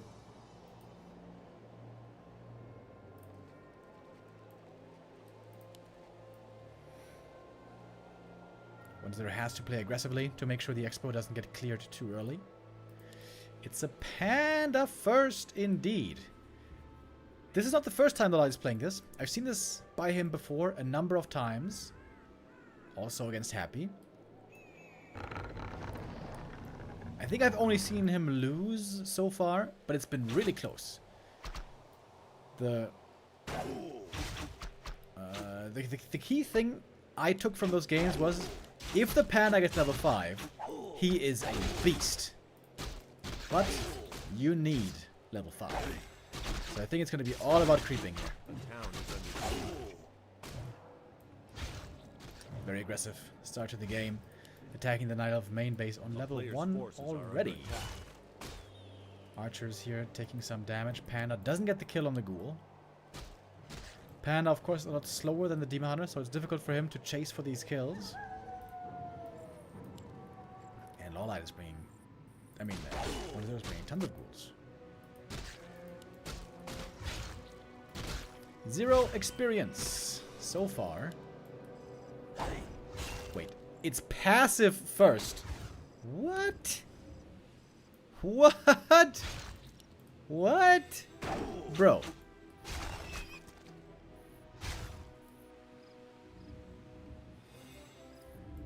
It's like 10% crit chance and 7% evasion chance.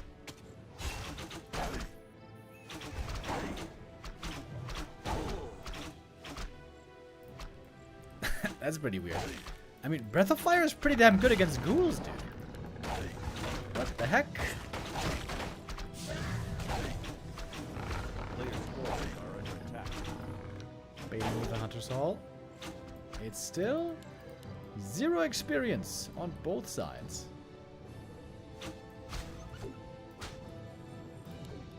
Let's compare the tech.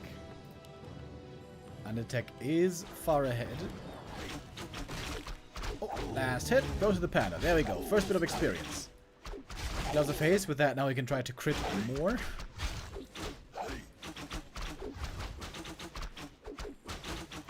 Oh, nice little block here.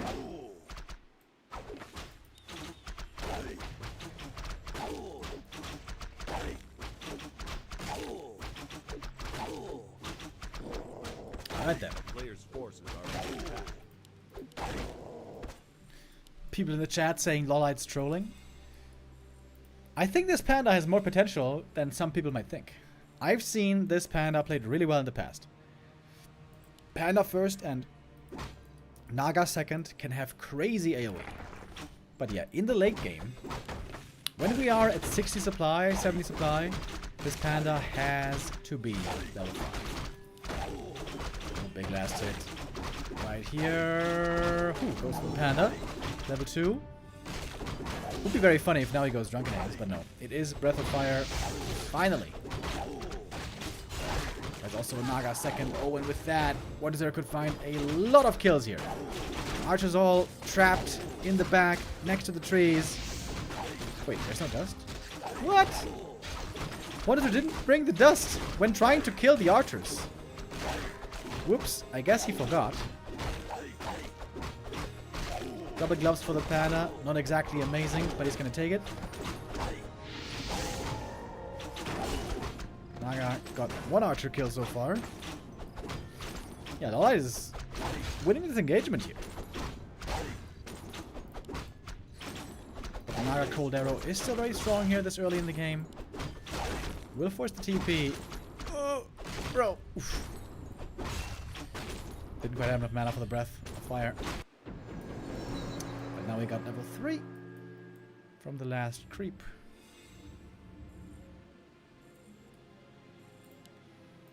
I think the panda needs boots though. Otherwise he's just gonna get kited too easily by this Naga.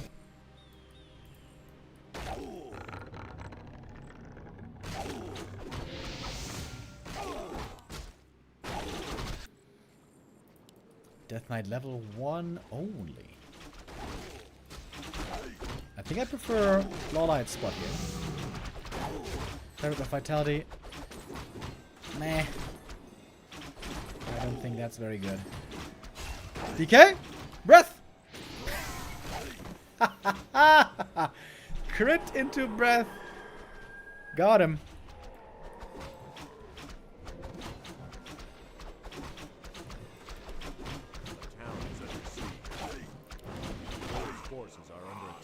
And look at that. Panda almost level 4. Yo, Lawliet, you got this. Dude, it's almost a 3-level difference between the first heroes. I'm fine with a level 1 ghoul aggression early on, but that ghoul attack here without dust was very strange. If you want to hunt archers, you need dust. Thank you, Saliano, with the resub. Unfortunately for Lawliet, he doesn't have a Ancient of War anymore, so creeping now is a little bit difficult. He's getting bonus experience here, being solo hero only for this long. last heal. That's nice.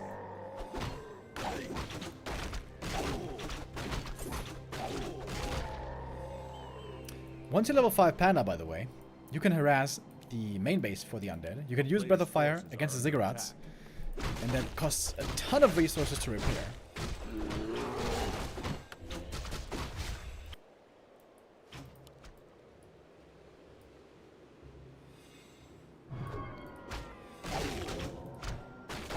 Lawliet with a Panda solo strat, bro. Really cool. Look at 1-0. He's got double level 2 heroes. This is a terrible position for him. Double parry up. Panda very high HP. I still don't think that's really good, but it is something. Only missing 100 experience now for the level up. Staff home. AP was set up defensively. Wisp repair is way too late. One heat score available on the DK.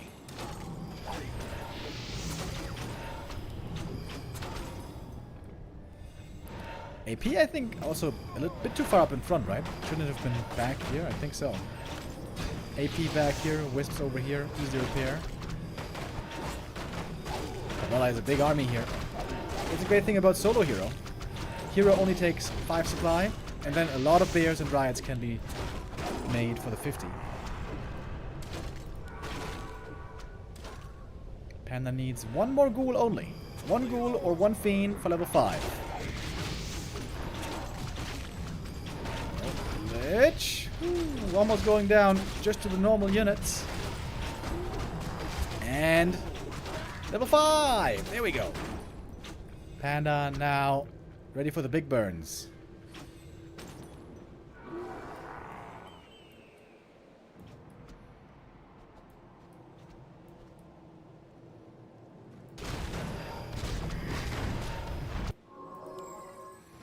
And now the light could go for invis potions.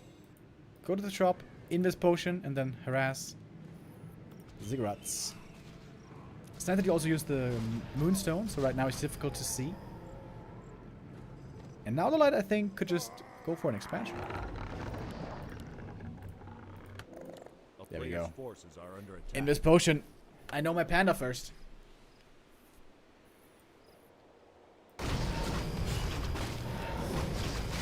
1-0 though, creeping well in the middle, finally catching up on the experience. He was way too far behind for too long. Gonna get some crucial level ups here.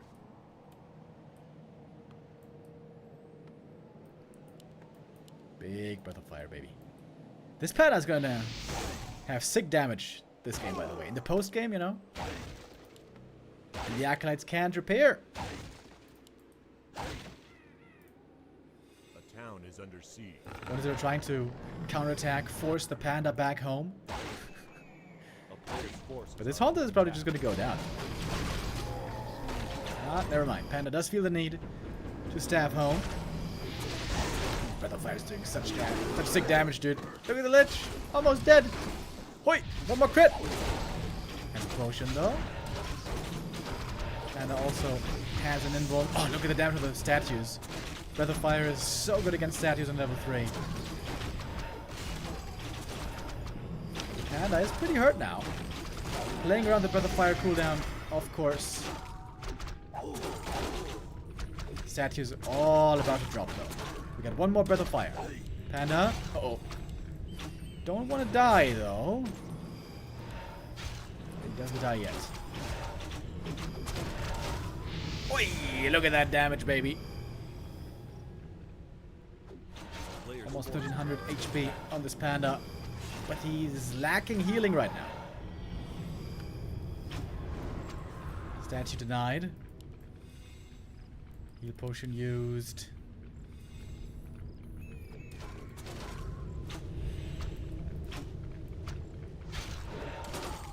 Looks like everything is kind of hurt. Ooh, another big Breath of Fire. Damn, baby, look at that damage.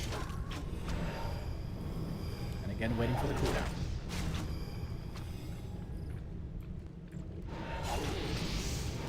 Another big Breath of Fire. Burrow here is also helping out. Oh, rejuve now. Really good. Healing up the panda. But it takes a bunch of rejuves to fully heal him.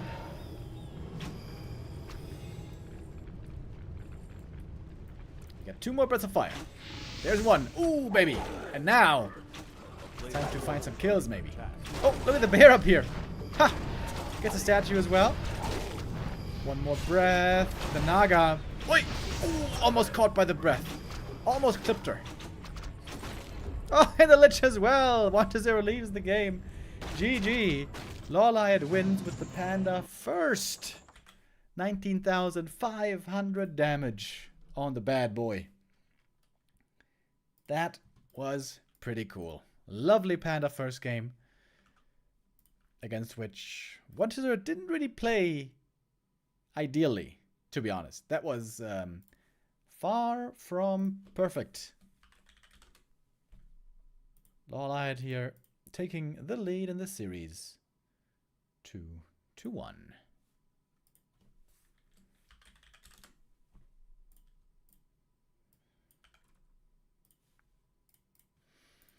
All right. Next map is going to be Hammerfall. If Lawliet wants to continue being creative, Hammerfall is a great map for Firelord. Firelord isn't really popular right now. He does not exactly look like the best hero, but on some maps, in some games, can be a viable choice.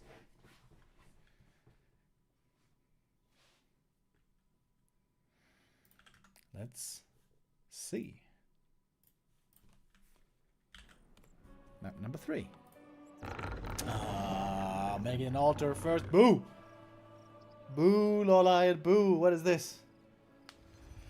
Okay. No panda, no Firelord.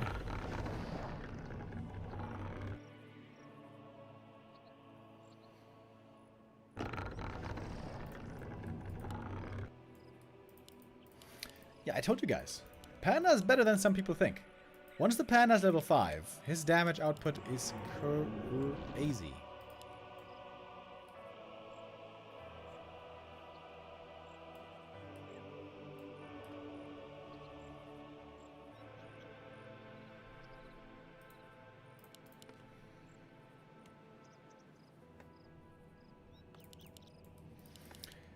Chad is hoping for a Warden. Would be a treat. Lawliet is of course legendary with the Warden. And on some maps we still see her against Undead, but normally not on this one. It's the standard as can be Demon Hunter, and on the Undead side as well, DK Ghouls. So this is all looking very familiar.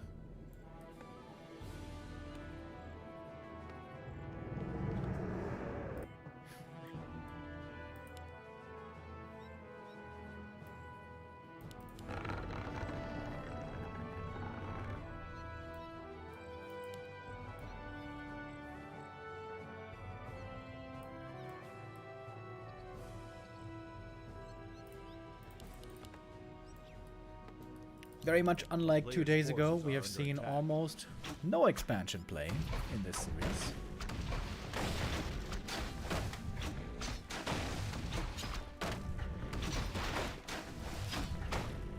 After this series, by the way, we're going to have one more best of 5.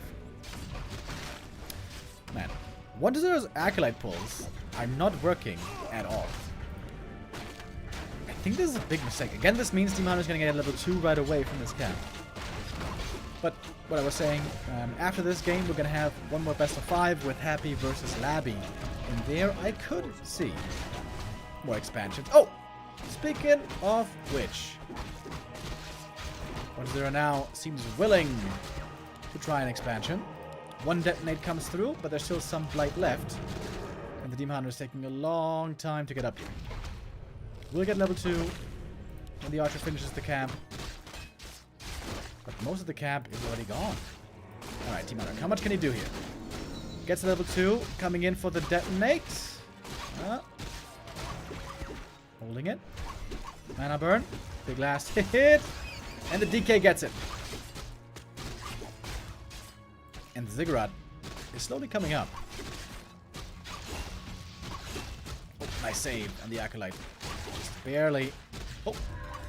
Skelly expired. Demon gets out. Acolyte doomed.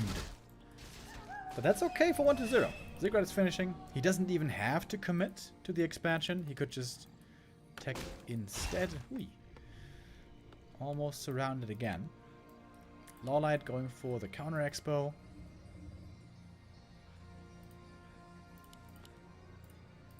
And delaying the tech a lot. Probably gonna go for boots or staff or both here. 1-0 on the way for the counter. Bringing a bunch of ghouls. He's expecting a Tree of Life here, and he's absolutely right. Right on the money.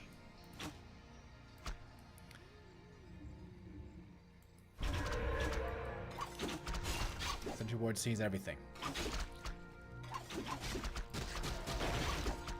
Now has 1 mana burn he could use. Oh, Wisp is here for the detonate. Getting forced away. 1-0. Not sure if he can get the Expo cast. It might be too late now. Tree of Life still not harmed and progressing. 2 more ghouls go down here. I think that makes 3 ghoul losses total.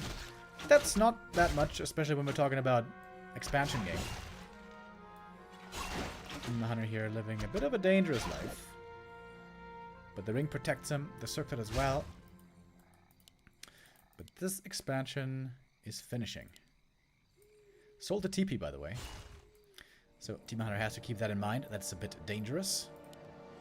Tech starts now. I think 1-0's tech shouldn't even be too far behind. Not sure who's favored here. I think it's kind of difficult to tell right now.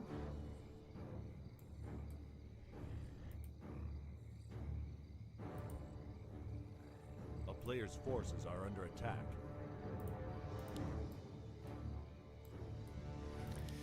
Tree of Life taking a long time. The pig blocking him makes him take even longer.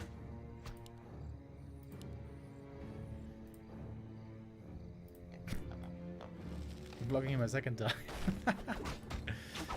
The pig is teasing. It's Tree of Life. Demanded though, getting close to level 3.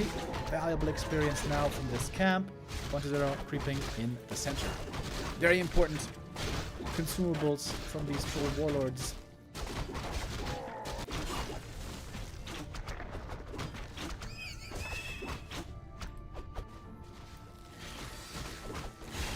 And 1-0 is going for a shredder here. Oh my. Scroll of the Beast. Rather weak. But the Demon Hunter is rather strong. Just got to level 3.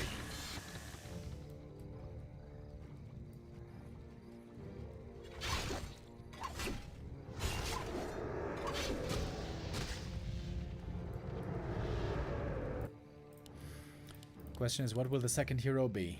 Naga or Panda? We've seen both in the past. I'm always a big fan of Panda, I gotta say. In 2-base, 2-base.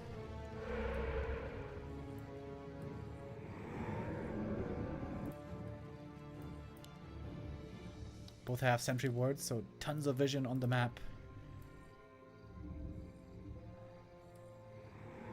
A player's forces are under attack. We do see Panda second.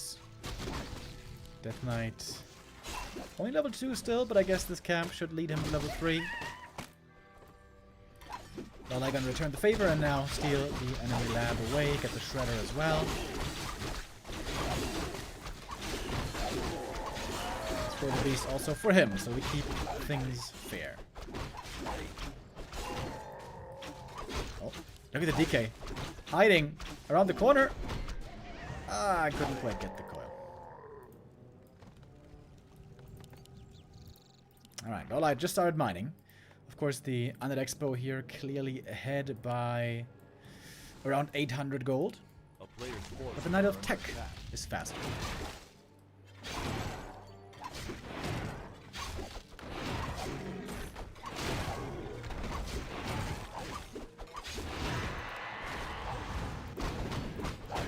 Panda's off to a good start with creeping. You want to level him up as quickly as you can, of course.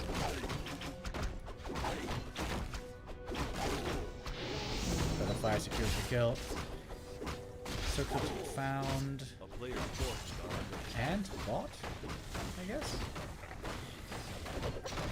Finally, the DK is also able to find some kills.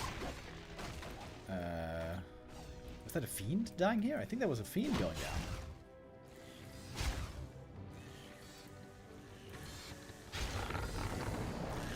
Lawliet here with infinite lumber, thanks to the shredder. On the way to tier 3 as well, but late with starting production. 1-0 has a big supply lead already and might be able to hit a swift tier 3 timing. a player's forces are under attack. Question is, are we gonna get Ancient of Wind? Are we gonna get anti-air? And the answer is yes. Bear and Crow army can be very, very strong late game. And these are also two strong late game heroes, so the late game setup for Lawliet is pretty good here, but 1-0 has a chance to finish the game early at around 65-70 supply. If he strikes then with heal scrolls and orb and tier 3 obviously, then Lawliet might not be ready and might not have big enough of an army yet. Double Ancient of Wind at the expansion. Even to level 4 already. Strong levels on him. Has level 2 Immolation, by the way. Found the perfect item. Talisman of Evasion. Pretty bold here with his movement, right? If he gets Nova surrounded, it's lights out. Oh, Nova comes in just in time. There's the stab. Ah, that's why. That's why he was feeling so audacious.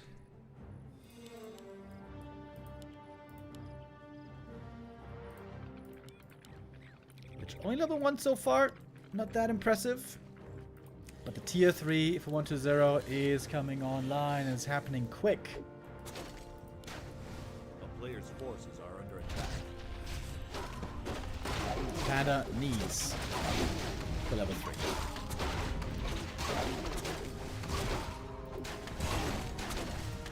It's close.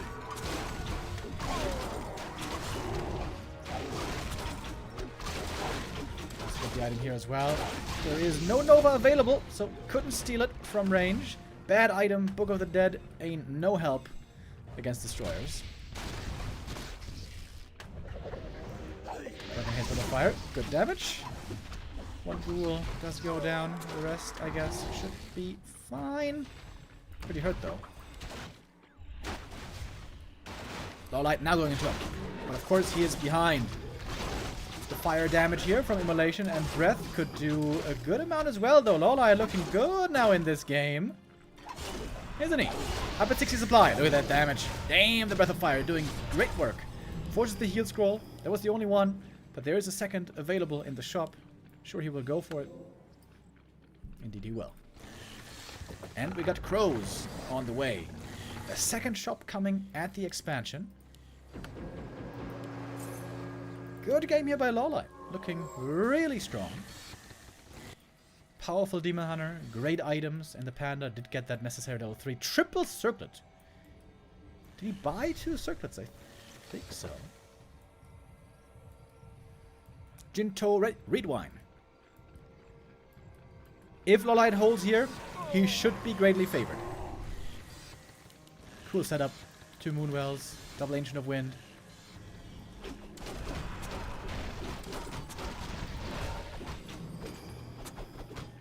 When Happy played against Panda second, he played Banshees with Curse and Anti-Magic and Possession.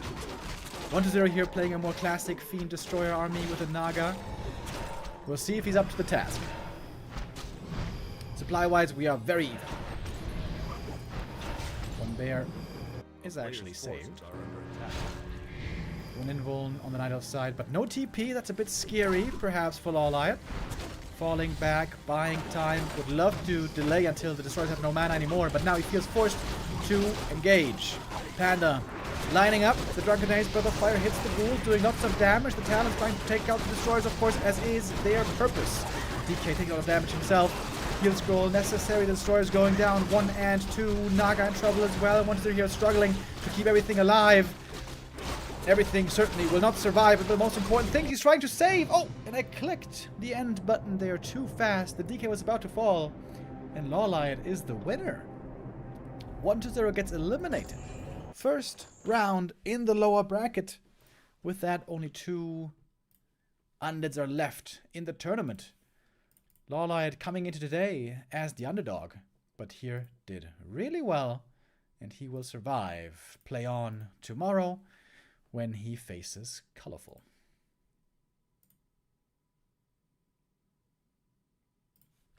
That was a really good game by Lawliet. Looking really solid. I was worried, man.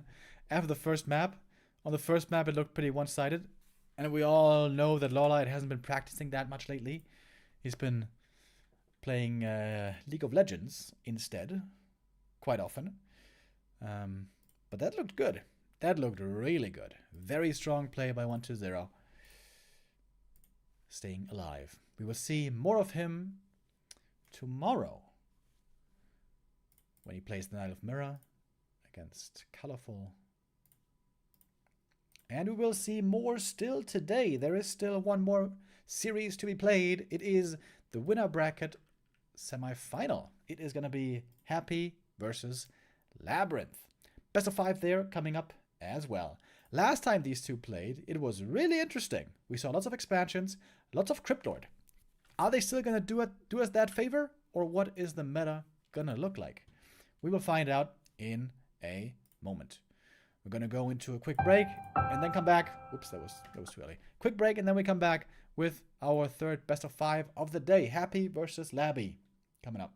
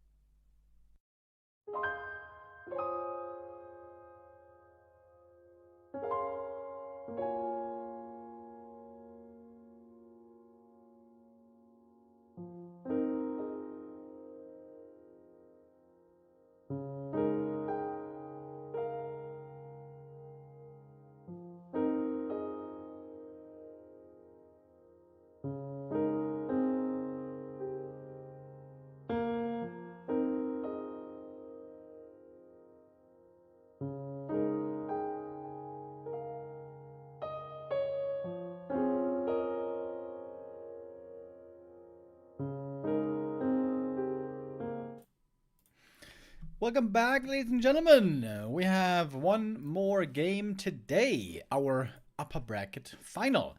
Two undeads made their way here, Happy and Laby. For Happy, that's no surprise. We always expect him making it far. But for Laby, it kind of was. Impressive run by Laby, who seems to be in great shape right now, beating Lawliet 3-2, beating Sock 3-2, so it was very close for him. For Happy, it was not so close. 3-0, 3-0, 3-0, 3-0. On its way here, beating two Night Elves. Now we have an undead mirror. Happy in the bottom right, in the blue, with the DK Ghoul opening. Wait, what? No. Ted Fiends. Ah, this is Ted Fiends, I see. Against Laby's Lich opening. That makes sense. I was wondering if perhaps we're going to see some expansions here today, but A player's forces apparently are under not. attack. A couple of weeks ago, the two played in a really fun Undead Mirror series. I think it was B Cup. Hold on.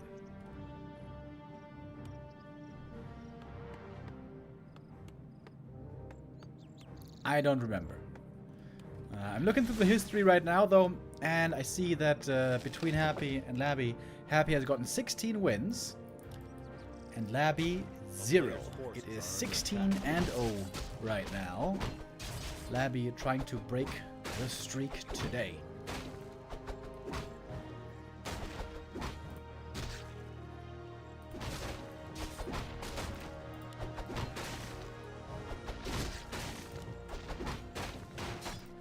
Tetfiend build that Happy's playing here, quite slow in the early game. But once a couple of Fiends come out, and especially once Tier 3 is finished, it is very strong.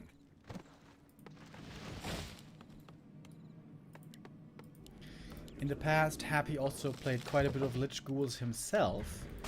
But once the Lich Frenzy, the Frenzy Ghouls got nerfed on the newer patch, this strat is a lot weaker in Undead Mirror, so currently Ted Fiends seems to be the way to go again.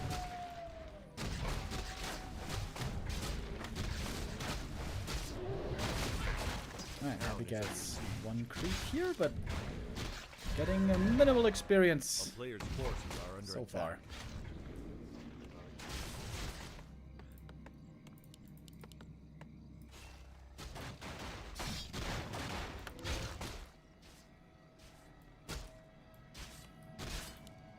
Oh, he actually killed one Acolyte here, surprisingly. That was a little bit sloppy by Laby losing that one, but he has a backup. He's got the Scout Acolyte, so it's fine. DK. Ooh.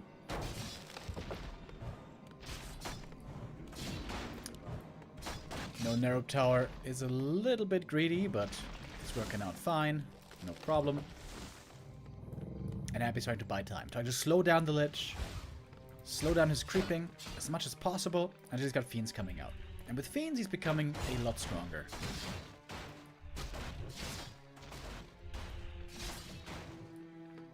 Player's forces But are Laby under also attack. splitting his forces pretty well. Creeping here with the Ghouls. Using some other units to threaten the Fiends. And that now results with him on level 2, having quite the big experience lead.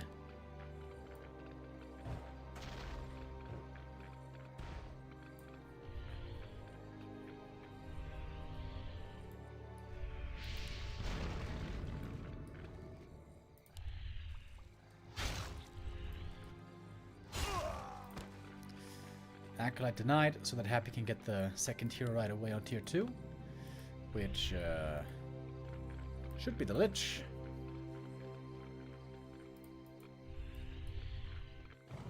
A player's forces are under attack.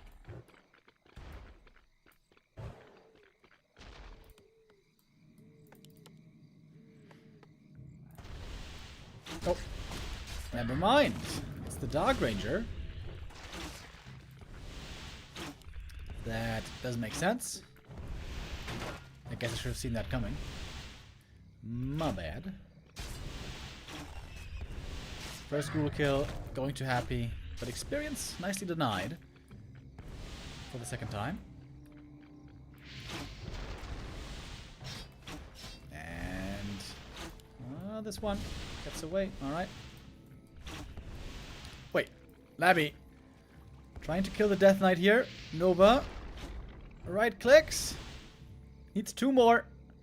1. He's got the boots. And... Ooh, TP. Okay. Whee. Close one. Good targeting by Laby here. Knowing that DK was the vulnerable piece.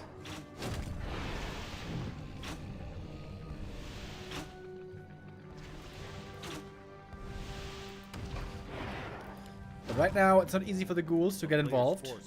They will win the fight against these fiends. Against the strong target fire.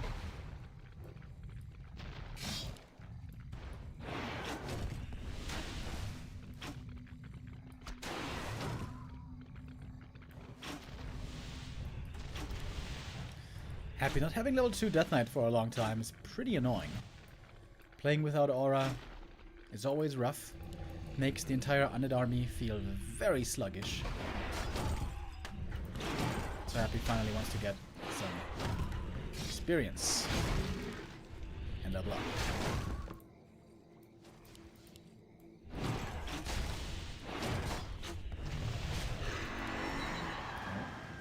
TK. Oof. Almost had his healing cancelled. It is finally level 2. And the best thing about the Ted Fiend build is your tier 3 is very fast. Then again, Laby's tier 3 is just as fast.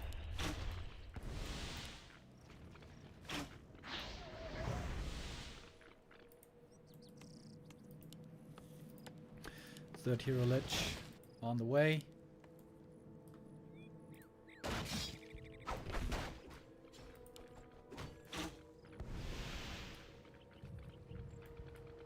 Players' forces are under attack. So they have very low hero levels in general. 2-1 against 2-1. Laby waiting for the frenzy upgrade. Not as good these days as it used to be, but still helps the ghouls a lot. And he's not started transitioning into fiends yet. He might do so after frenzy is finished.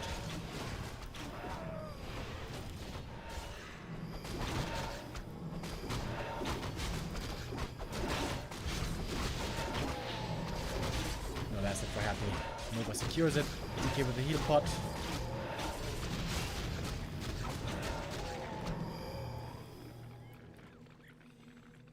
Happy now is the Lich, picking up the orb, getting Destroyer form. Happy getting ready, getting his arsenal fully online.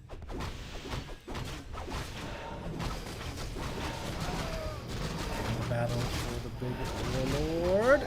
Goes to Laby as well. Nice silence, prevented the Nova. Lich still 0 experience. But Laby's Lich no level 3 either. Statue caught in the back. Easy kill there. Good experience for the Death Knight, who's also far away from 3. But Laby got both consumables. Big healing and big mana, that is terrific.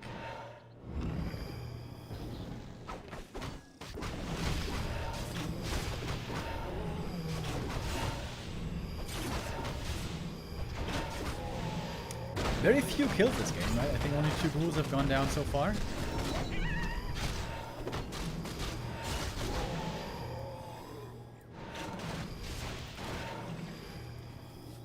And the Lich about to get level 3. Happy now taking big camps. When you round up the 50 supply on an army with the Ted Fiend build, it's a very strong army.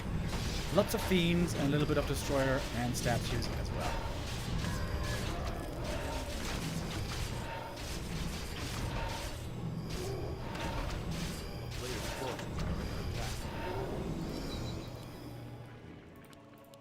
Needs that level 3 though, and I guess he's about to get it. Right. Skelly will suffice.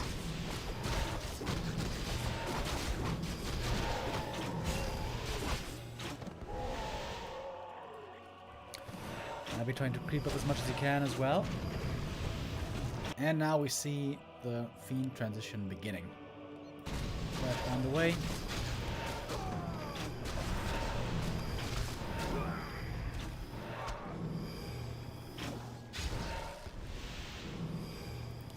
Lots of mana on this destroyer as well. Players' forces are Happy under now attack. looking eager to start the fight. Rule numbers here rather low. Going in though with level 2 Nova. Good damage against the Fiends in the back. It was an excellent Nova right there by Laby. But counter Nova on the enemy ghouls just as good. That is almost all the ghouls about to drop. Happy loses one Fiend but saves the other. And so many ghouls have already fallen. Only a single one is left. One more kill thanks to the Nova. Laby's DK now in a bit of trouble as well, but he's tanky with these items. Have a heal potion still. And destroyers are on the horizon. DK and Lit for Happy both out of mana. Inbones forced. Big healing and big mana potion both had to be used. Happy now TPing away because he knew the Lich was about to Nova. With the Nova, Laby gets the kill and forces Happy away. And so Laby gets the red camp here. Not a bad fight for him at all. Oh, if the Dark Ranger gets the last hit here, that would be crazy.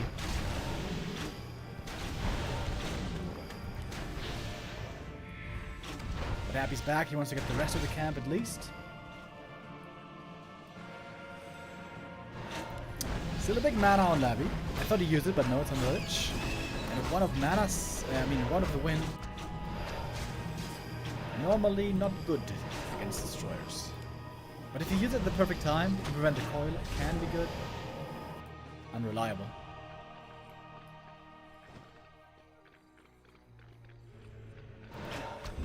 A player's forces are under attack.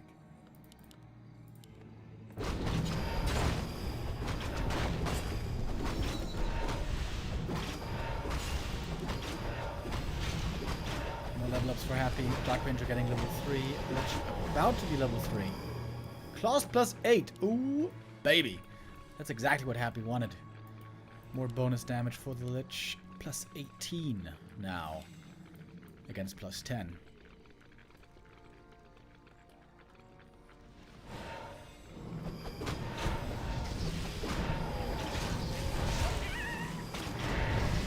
Happy has Frost Armor, which always kind of surprises me. Did he even use Frost Armor once here? I'm not sure. Alright, next fight breaks out. Happy just got level 3 on the Lich. Using Frost Armor indeed right now. It can of course easily be dispelled.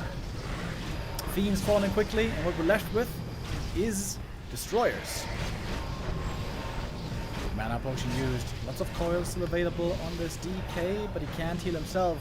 Has taken lots of damage already. Now the game gets kind of weird. Mass destroyers on both sides. Happy loses a Fiend, actually. Supply very even. Game still seems to be indeed very even. A player's forces are under attack. But Happy doesn't have... Laby doesn't have these consumables anymore that he found. Heal pot gone, mana pot gone, and the one of mana stealing as well.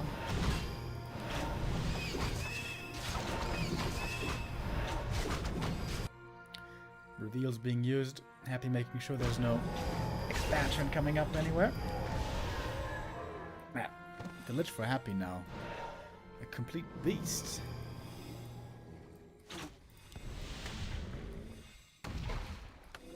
Asking for a quick camp on the map here. Okay, it's not too bad either. It always looks so weird. Oh, the coil comes in just in time. When's Mass Destroyers only? Lots of magic immunity. Was there a Gobble? I think Happy cancelled the Gobble.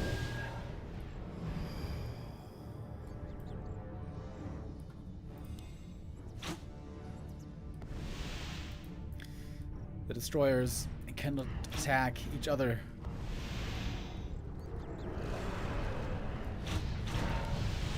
And so it's all about hero focus now. A player's forces are under attack. And I suppose upgrades. Happy about to be on 2-0.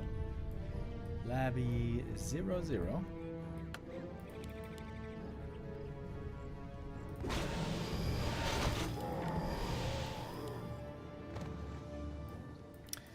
No more creeps on the map now. And now there's not much left to fight for. So, what do you do?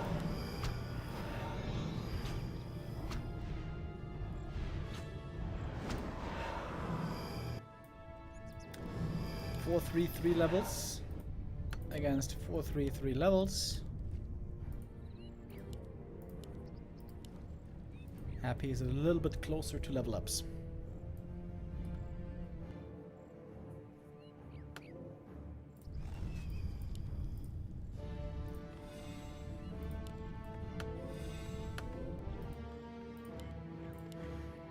Fiends for Laby. Gargoyle for Happy.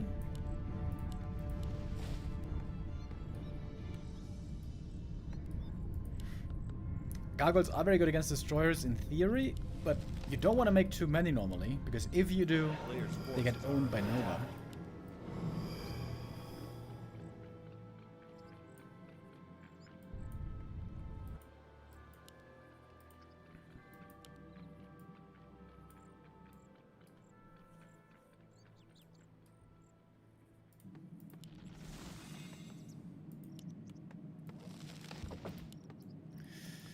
And now we wonder where this game is gonna go. A player's forces are under attack.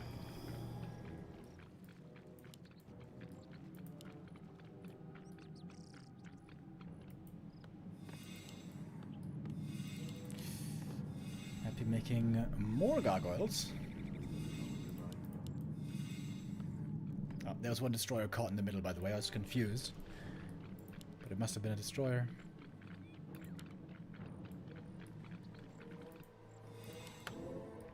I haven't really seen this attempted gargoyle counter of Destros yet. Or when I did, it was a couple of years ago, and it didn't look good. But of course, this is Happy that we're talking about.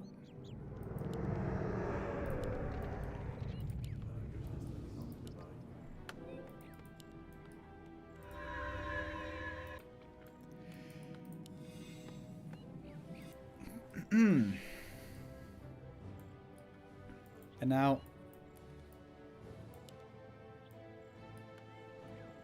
oh, look at that, there's some ruins here. But yeah, now both are kind of chilling, just holding back for now, slowly building their armies. A player's forces are under attack. Happy, I'm picking up a heal scroll. Will be very important for the gargoyles when he actually does engage in the fight.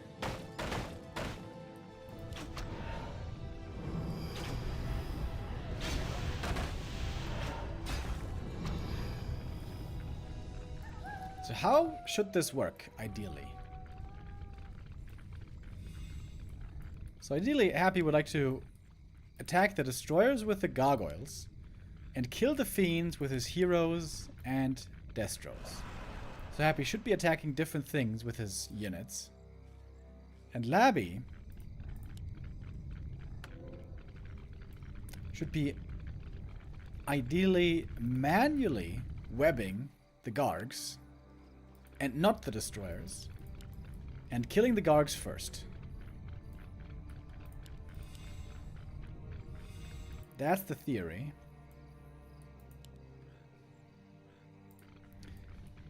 Happy could try to fly in with the destroyers first to trigger the webs early, and then follow up after with the gargoyles.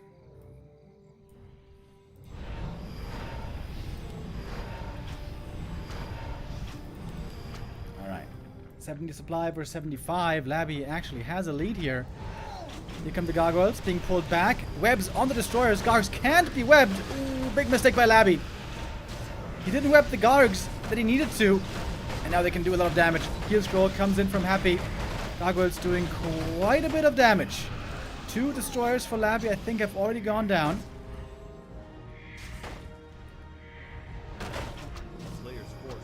Now, only 4 Gargs left. No heal score for Happy anymore.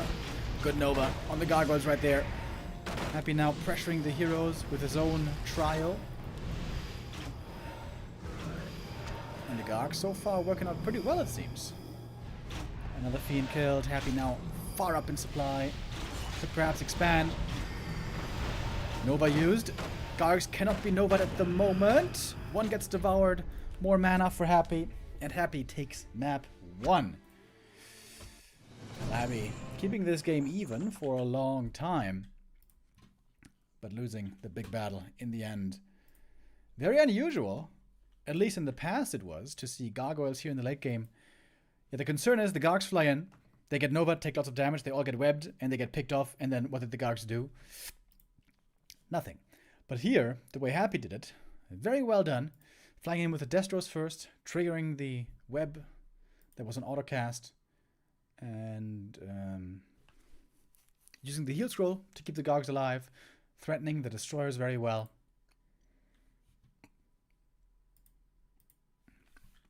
And Happy shows a way that gargoyles can be played.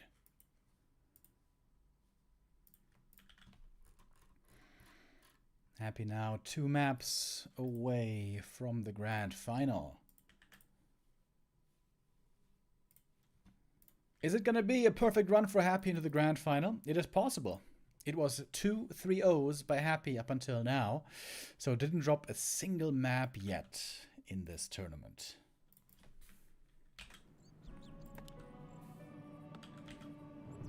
Okay, players switched colors here on our second map. I gotta make sure I always check that at the start of the map.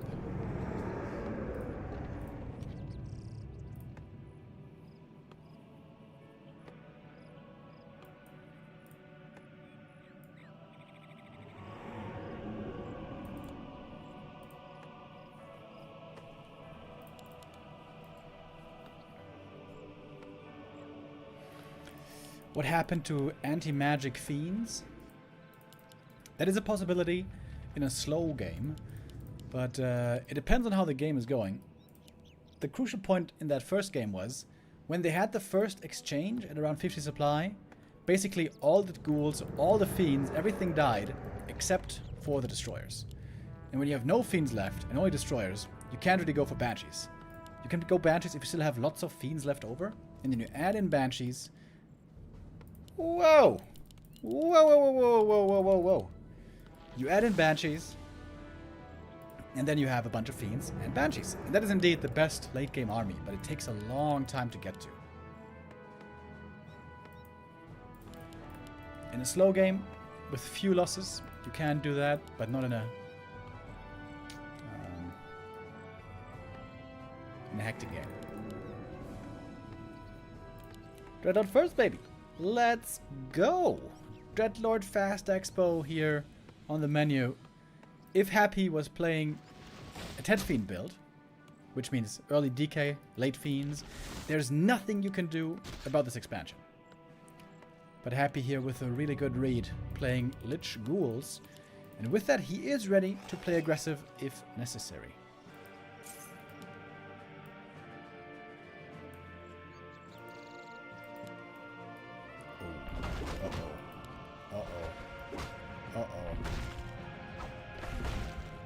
Happy sees the attempted creep here.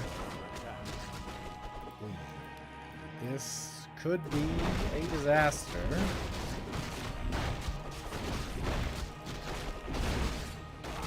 Let's see.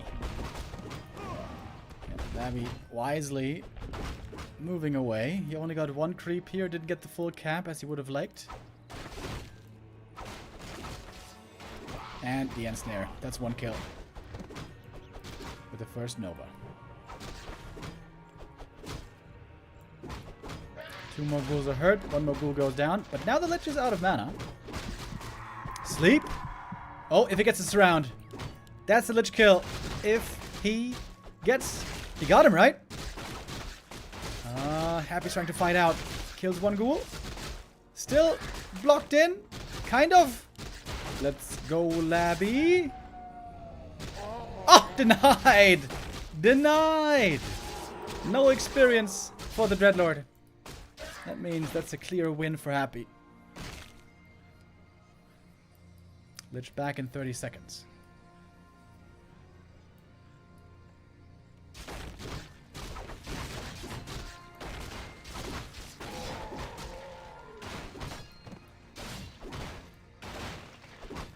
Wait. Double crypt. Oh. Happy going full aggro against the Dreadlord. Interesting. Does not want to allow him to expand at any price.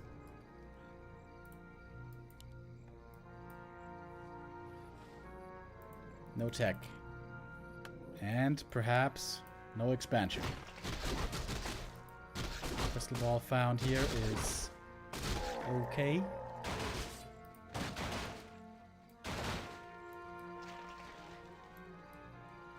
Lots of ghouls. If the Lich gets level 3, he is an absolute monster in the ghoul battles.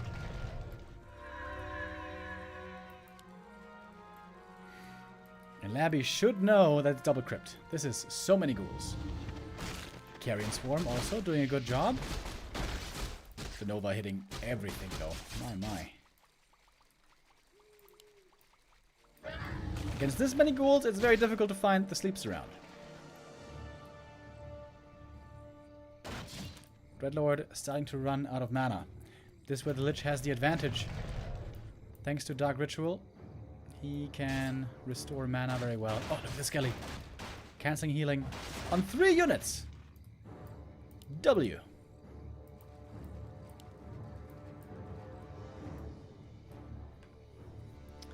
Okay, but the expansion might still come up.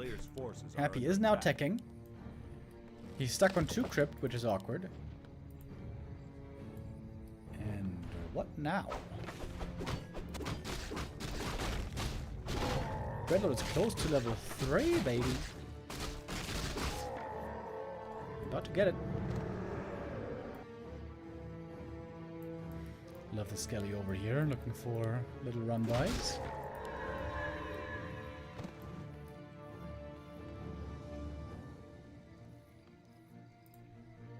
A player's forces are under attack. It's taking a long time to get level 3. But then again, the Dreadlord doesn't have it yet either. Alright, now the 2 meet again.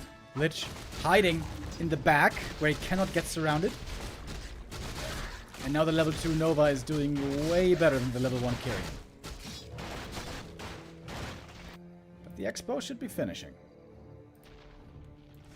A player's forces are under attack. No graveyard yet for Happy. That is very strange. Because whatever you want to make, you gotta make a graveyard. Unless you go Necromancers. Bro, don't tell me he's gonna go Necros. Ah, no, okay, there's the graveyard. Alright.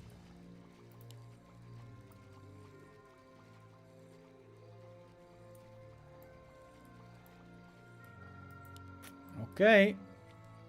Laby now trying to defend against the ghouls of Happy. And against the Lich. It is so many ghouls. Holy crap. Laby's level 3 badly. Really regretting not creeping that level first. He probably thought he was going to be able to get 1 kill quickly and then level up, but he didn't. Happy finding so many kills.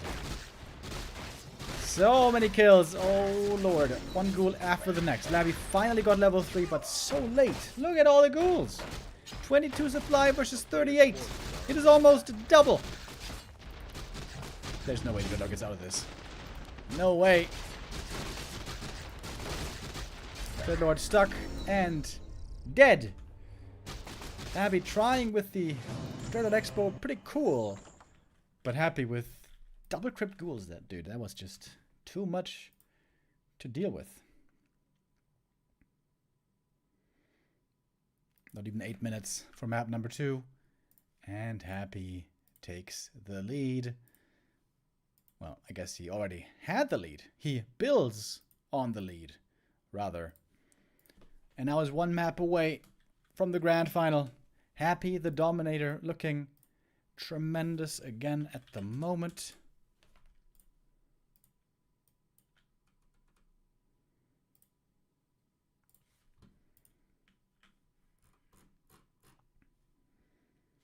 We're going to the third map. Will it be the last map of the day, or is there still more possible? Tidehunters.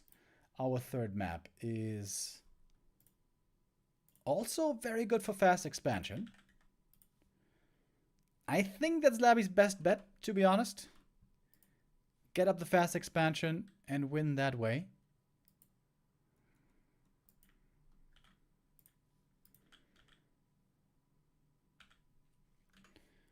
Let's see what we get now.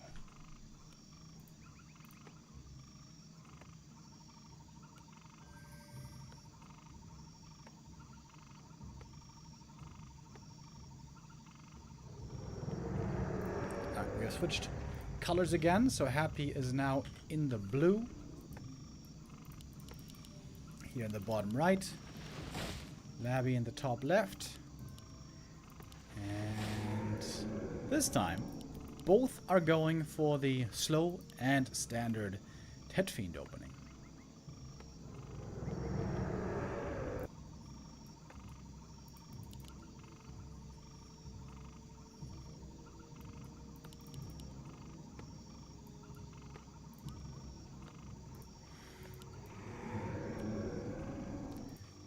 DK first, of course.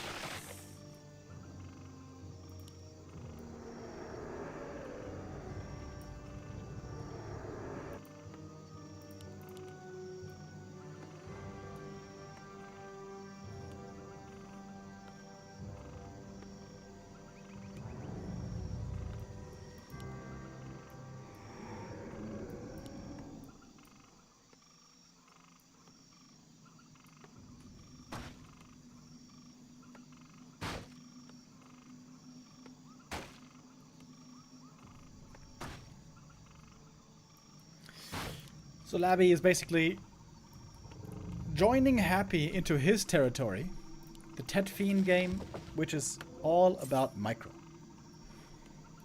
And creeping. Creeping is also very important A player's when playing forces Tet are under Fiends. attack.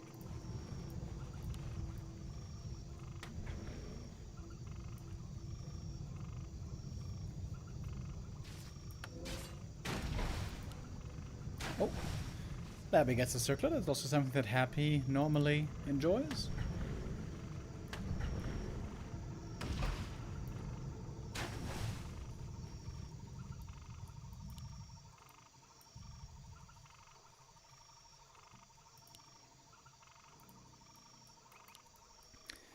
And right now they're just staring at each other. Player's forces are under attack. Interesting fun fact, by the way, there's nothing in the marketplace right now. Because for something to appear in the marketplace, that kind of a camp has to be crept first on the map.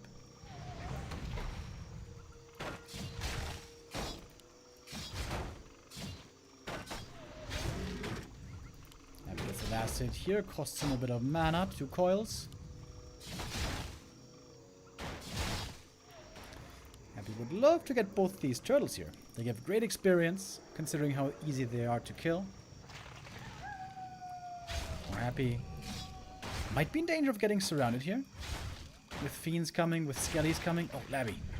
Can he try to go for a surround here? No, Happy backs off early. Doesn't want to give Laby the chance. And good last hit by Laby. Gets the cloak.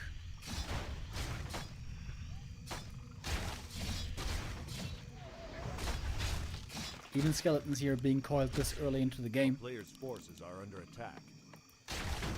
Where every unit matters.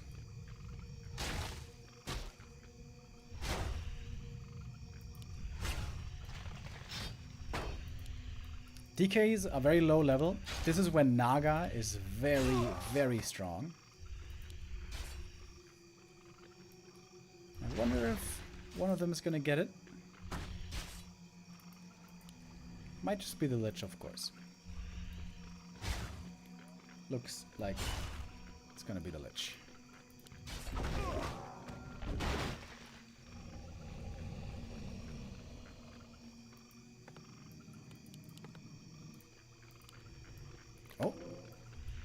is it? Happy here close to the tavern. 5 seconds. Looks like a tavern hero, doesn't it? Oh, there she is. Naga second indeed. And Laby? Naga second as well. Okay. Off to the races. Coil into the Naga's face right away. Good items here on her. Mantle and circlet. Really nice.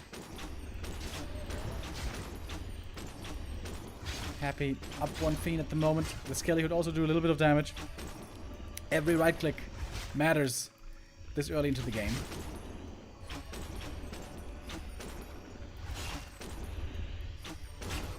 At the moment, looks like Happy is looking a little bit better here. The DK, uh-oh, has the cloak.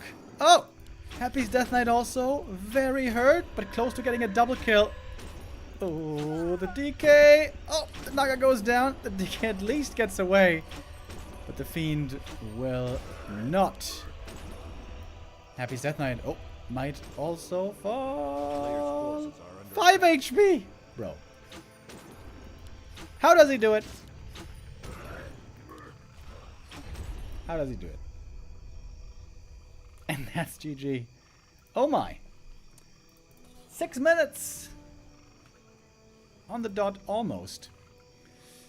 For Happy to finish this series 3-0. Strong play by the Hapster. And this is where Laby's sensational run ends, at least in the upper bracket.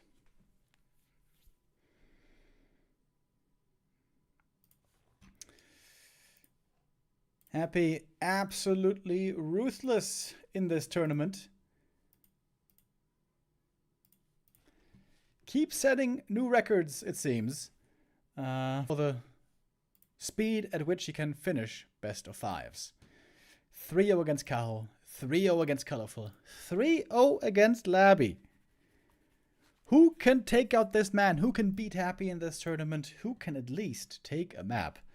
Well, that is what we're going to find out tomorrow and on Sunday. Who's going to join him in the grand final? We have 6 players still who could make it. Kaho, Lawliet, and Colorful, 3 Night Elves. And also Sok as the only human. And Laby as the only undead. Laby's going to land here. And then tomorrow we have 3 games. Sok versus Kaho, Colorful versus Lawliet. And then the winner's match between those. 3K MMR is showing. Yeah, it sure was. Happy was playing pretty insane. The level of play from this guy, absolutely mind-bending. And so Happy is our winner today once more. All right, that's an early end for our stream today, to be honest. But we will be back with more tomorrow. Tomorrow, Saturday, we're going to start at the same time, 1 p.m. CEST, when we continue on with the XiaoMao Cup 5. We're going to have that tomorrow and on Sunday. Still full action here with the XiaoMao Cup.